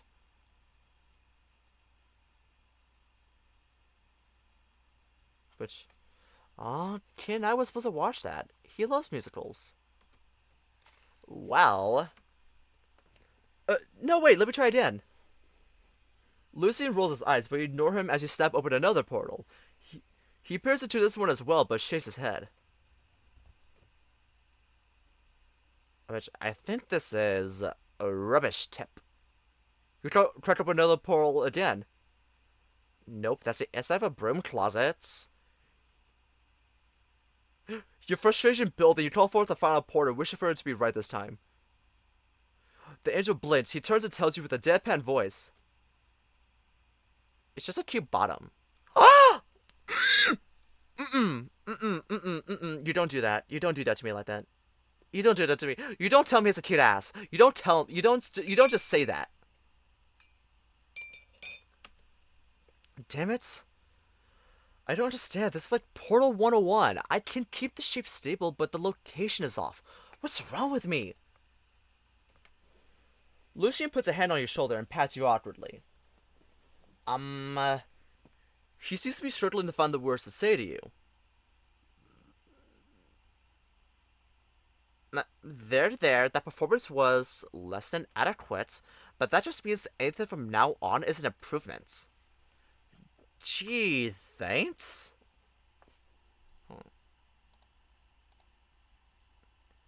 He pulls his hand away. Look, I'm not the one to pretend I understand mortal magic. Even the ones I used were tuned by Gary to find you. I do know this. You can't give up. You don't have much of a choice or vengeance will smite us. Lucian, you suck at pep talks. You sigh and shake your head. I don't know, it just feels like everything's been reset. I haven't had these issues since I was a newbie learning my powers. Then go back to the basics. Granted, once fall from grace has shuttled many souls to their despair.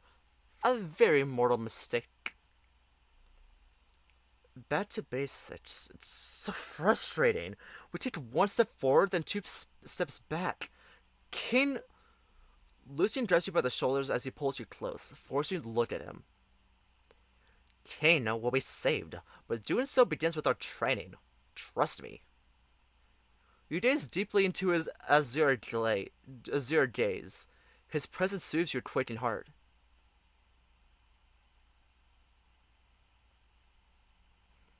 So, maybe, just practice your aim for now.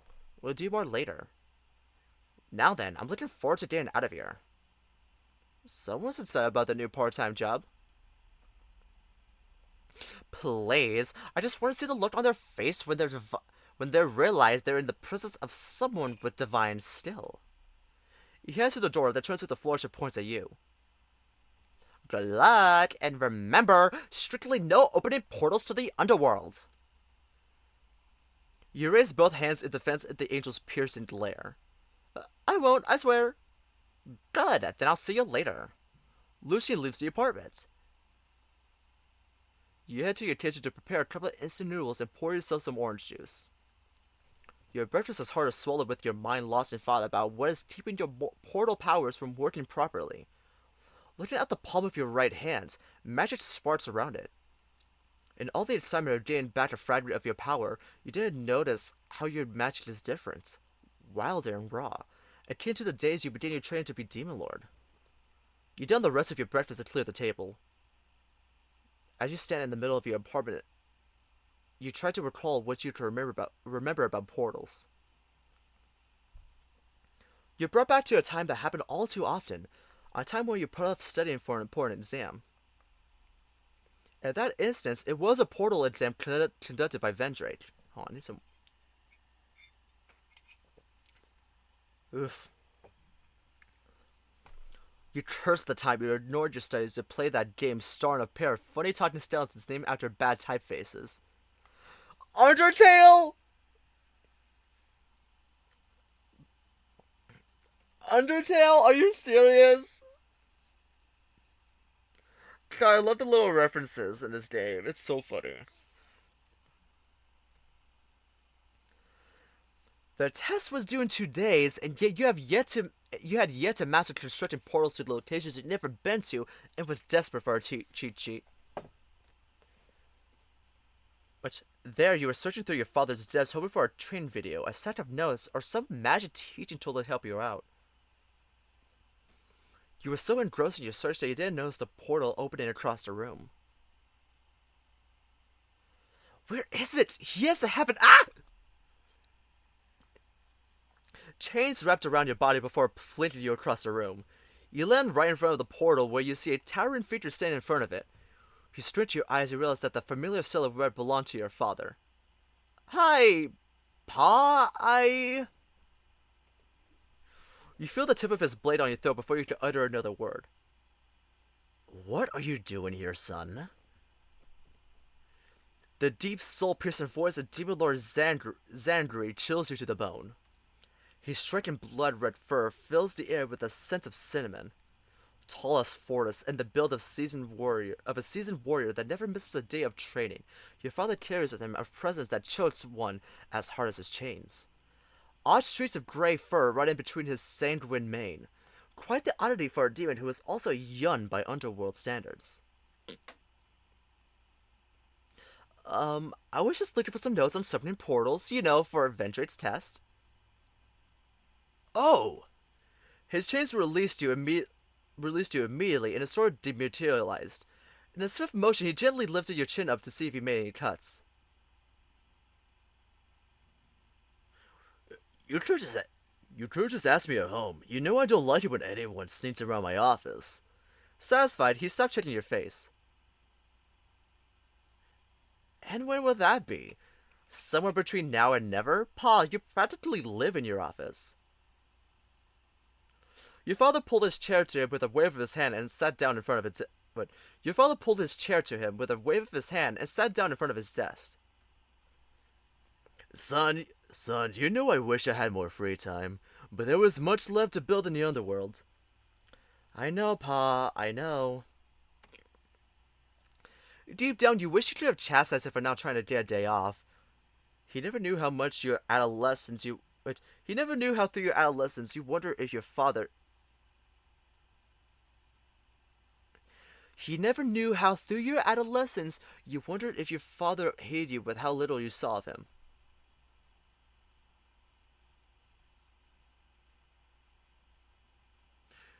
I think that should be said throughout instead of through. So, no notes? They're all in here, son. He tapped the side of his head. Leaving information around allows your enemies to exploit it. Remember what happened to Grandpa? You killed him by exploiting plans to reveal the way through his stronghold. Exactly that. Out of options, you lowered your shoulders and looked to the side. Damn, so what now? Try to ask the mayor for help again? You remember your father watched you intently. Guess I'll head home then. He held out his hand to stop you. Hang on. My meeting with R&D is on hold. The mortals have developed a new career around showing the internet their daily reactions and activities. The research demons are still going through much. The research demons are still going through more. The research demons are still going through more videos to understand. So we. That's not English. That's not English. Oh my god. That's the The research demons are still going through. What? The research demons are still going through more videos to understand, so we have some time. That's not English. Oh god, my brain just broke reading that. Holy shit.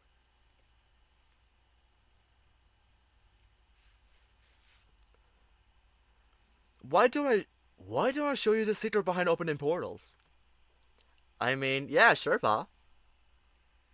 You remember how warm your chest felt when he said that? Zangri stood up and drew his sword. Oh no! What? I found that the quickest way to unlock a difficult skill is to enter a near-death situation. Whoa, Pa! Don't worry, I said near-death! Pa, no, come on, I don't need to be nearly dead to open a portal, just give me some tips on how to go to a place I haven't been before. You young demons these days can't handle a little physical challenge, but alright.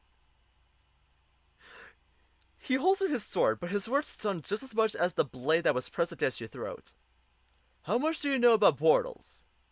I know it's a spell that requires soul energy to cast. If we've been to a place before, it's etched into our souls. No matter how we remember that place, the spell knows where that point was, and we could easily open the portal. Yes, you're on track. But I don't get what Vendrick meant about opening a portal to somewhere you've never been before. He just went... You tried to imitate Vendrick's Dayton speech. Command the universe, open the portal to where you want to go! God, my fledgling lord, if Forrest don't understand this, why can't you? Then I go, well, Forrest can't touch his toes because his chest is too big. Then he would pull a lever and I'd drop into a pit where I'd have to stave the other hell beasts.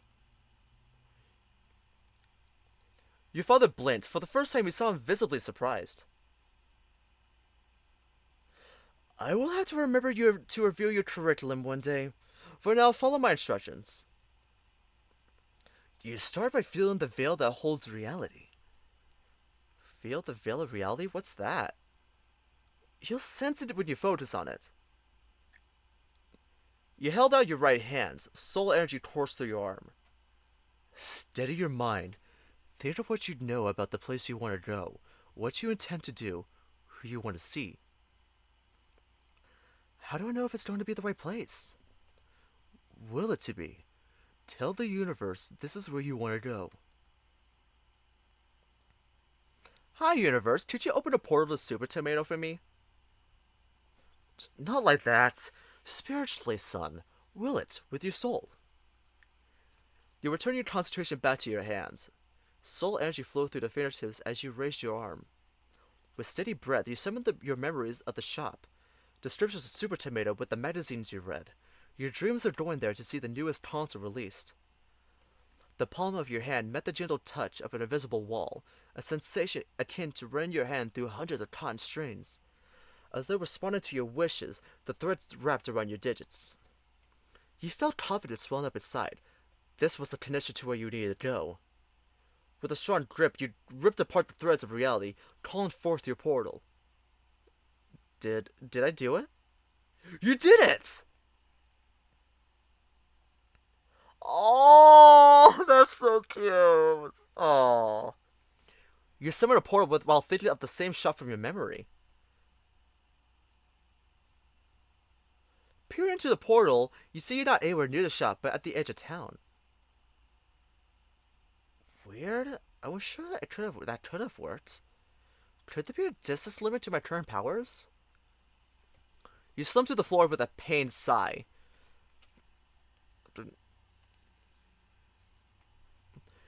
Your thoughts are muddled between the failure with the portal and the memories of your father. Pa. He followed you to Super Tomato that day. It was at the time the largest game store in Japan. You remember how you had a blast going there even with the apologist watching by your side? Oh, that's cute! I love this game! How you both promised to spend more time together, but it never happened. He was bedridden and died in a year's time. Shit! That's sad! Fuck this game! Can't stop now.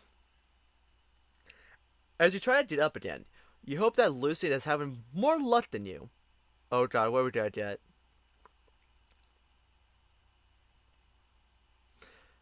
Inside Sixfan, the shop is still getting ready and has yet to open its doors to its customers. Good morning, Lucian. I'm so glad you made it in early. Lucian flits the front of his hair. But of course, I'm a professional. Neil's on the way over. Why not change it to this? She hands Lucian a set of waiter's clothes. Let me know if there's any fit issues, and I'll have them fixed in the jiffy. Of course, Cora. Damn. Cora squeals with delight upon seeing Lucian. It fits you perfectly. Yes, but is the bow tie necessary? I have to keep my collar away. Just to make it fit.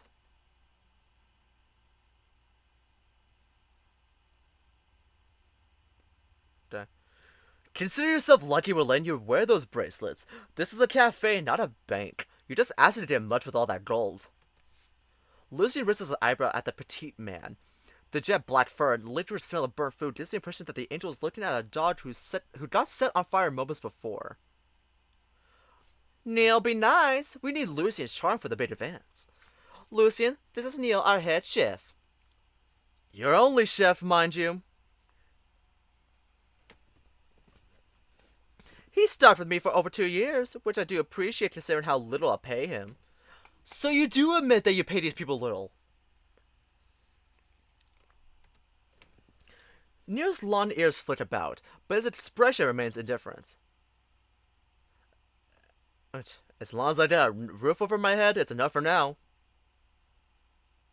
It's my pleasure to meet you, Neil. That's chef to you. The morals and the titles. Not going to mean much when you're 6 feet under like the rest of them, tough guy. The dog bumps into Lucian's shoulder and walks up to the employee break room. He's charming, Lucian says flatly. Neil's a good soul. I'm sure you boys would get along. She smiles at him. Although Lucian is not convinced, he holds his tongue. Now before I send you off on your first task, you should take a look at our cafe binder. It has all of our menu items and its prices. She holds out the cream-colored file. Lucian takes it from her and starts flipping through. As a waiter, it's good to know about the ingredients we use in our dishes. That way you know what to recommend for customers who have dietary restrictions. Kale, nuts. Take your time. There's a bunch of stuff in there, including how to set up the tables, immerse it, done. Huh? I finished reading and memorizing this file. Cora holds a hand to her heart, clearly shut by the angel's declaration. That's impossible. I took weeks to write all that down. I know you kids these days are getting smarter, but in less than a minute. Which, if you don't believe me, test me. I will. She takes the file from him, flipping to a random page. She looks at the page, then at the dog. What makes our mac and cheese so special? Which hot sauce to really give the dish a special kick. Correct. Correct. What if I was a customer who wanted to order our nuttiest experience cookie, but I am deathly allergic to peanuts? The cafe offers a sunflower seed substitute called the Almost Nut Experience. That is correct, huh? She returns to the kitchen area. Hey Neil, looks like we have another wonder kind of like you. I wonder what kind of trouble he's going to be. He doesn't look up from the kitchen window as he continues to set up his station. Excellent, since you're all set up, let me just update you on your schedule and the new event we're going to run. She does a quick little jog on the spot as she smiles bubbly. From her pocket, she pulls out 2 pieces of paper for Lucian. You only need me every other day? Right, I wish I could offer you more shifts, but it's out of the budget for now. So I picked the days we really need the extra hand, especially with a new event. Fine by me. I have other work to attend to as well, so this actually suits me. He flips to the second paper and furrows his brow. A bright blue flyer promoting the event. Royal Dining Tea Time. Want to be treated by like royalty? Come experience the special tea time event coming this week. What do you think? I got the idea from all these new themed restaurants popping up all over the world. I figured you and I could charm hundreds of customers to come have tea here. But no offense, I understand I have a certain natural magnetism, but I worry if that's enough to bring in that many customers. But that's why you got me. She winks at Lucian. I've been known to turn a few heads when I was in my youth, and dare say I still catch the eye of many of the older folks here in Cableton. But I didn't see you're quite passionate about your business. Let me guess, you hope to become a billionaire, or be on the cover of every travel magazine. Good. Whoa, now that would be exciting. Really, I'm just hoping to own the second floor of this shop. Just a second floor? Don't you want more of your life? All the other mortal people I've met have dreamt of greater things, no offense. None taken. Well, honey, I'm no spring chicken anymore. I think wanting to run a moderately successful business is a big accomplishment. I suppose it's not my place to measure the scale of your ambition. I'll do what I can as per my role in your establishment. So says I, Lucian. Now that's the royal treatment we're looking for. You just start by going around town and hand out flyers for today. Be back by sundown so you can help out with the evening rush. Come again? Aren't I needed here?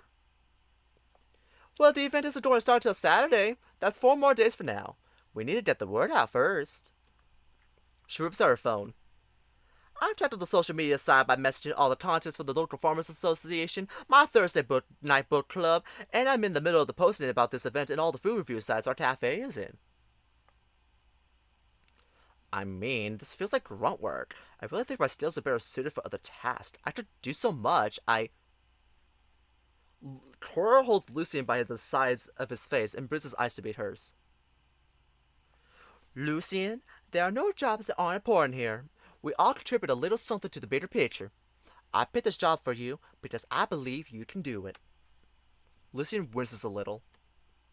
Come on, who's your new waiter? I am. Who's going to be the star of the cafe where the customers come in?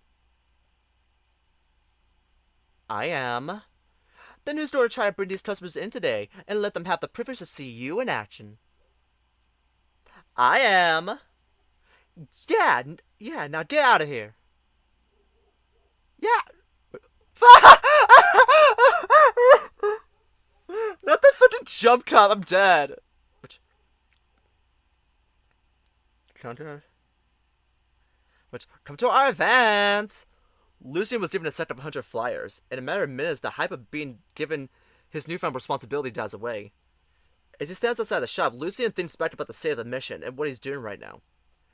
New events coming! Years of angelic training and this is what I reduced to.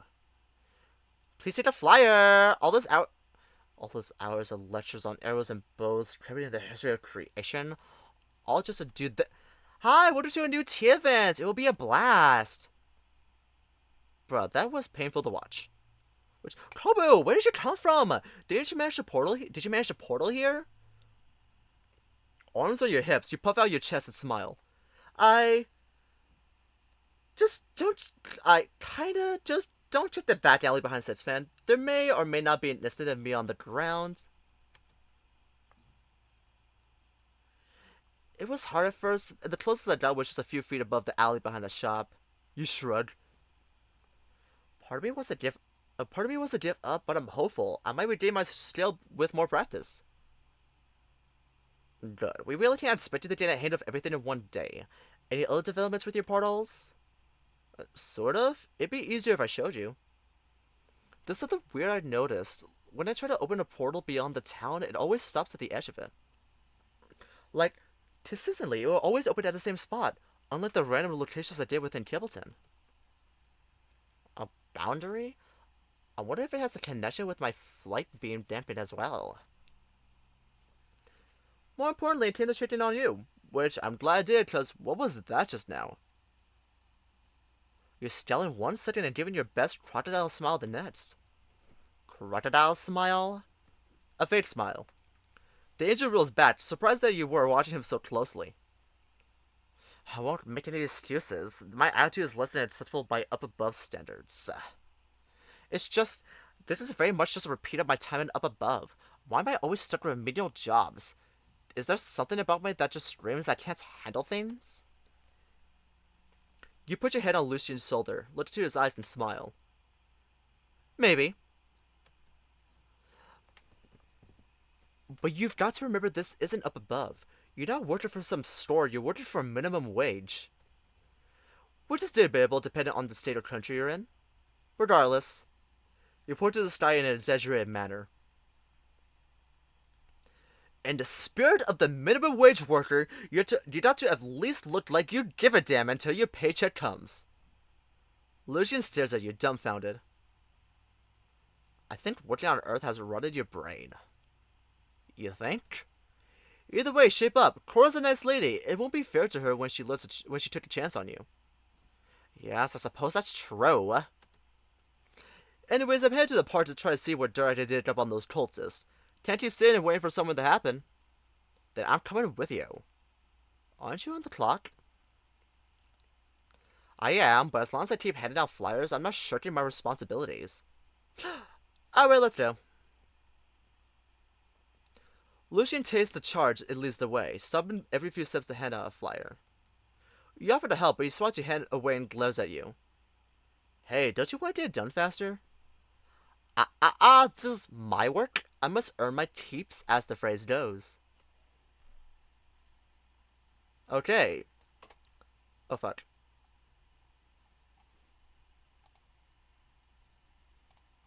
Okay.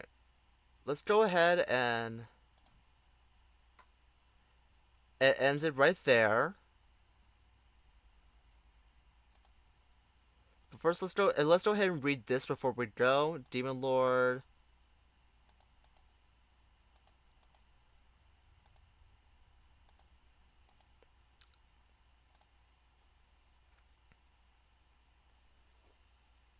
Wait, why is this up?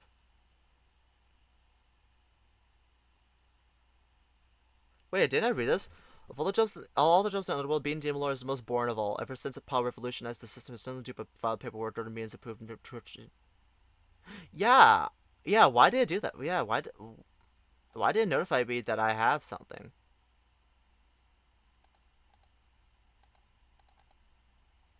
Wait a minute.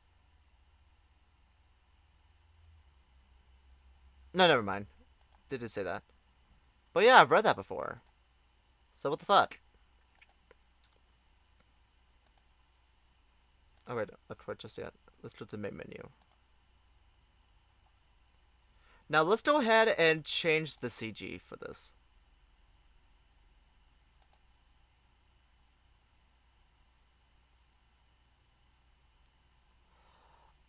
Oh my god, am I close to ending Lucian's route?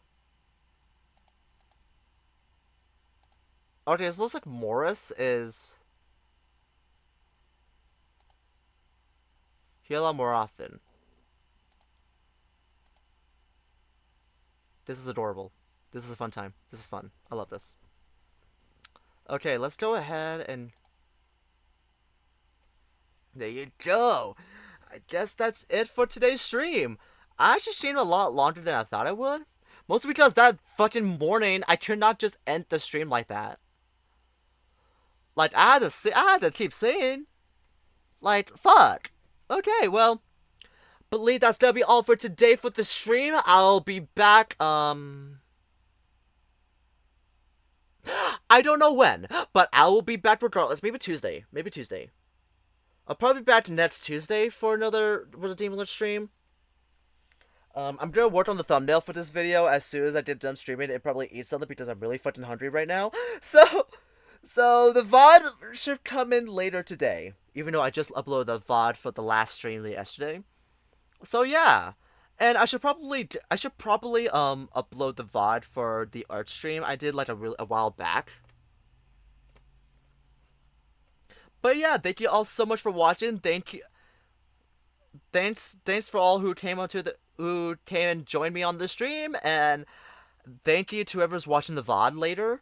I'm loving this game so far, and and I don't know what if I should ever like.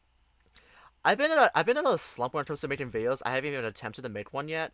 I have B-roll footage to use, but I have no idea what to talk about. I should probably be myself, but honestly, I mumble a fucking lot. Like, I have really bad diction. Like, shit. This was hard enough for me as it is. Reading all this was hard enough for me as it is. Because I'm always afraid, like, oh my god, what if people don't understand me? Anyway, I'm getting sidetracked here. Anyway, thank you all so much for watching.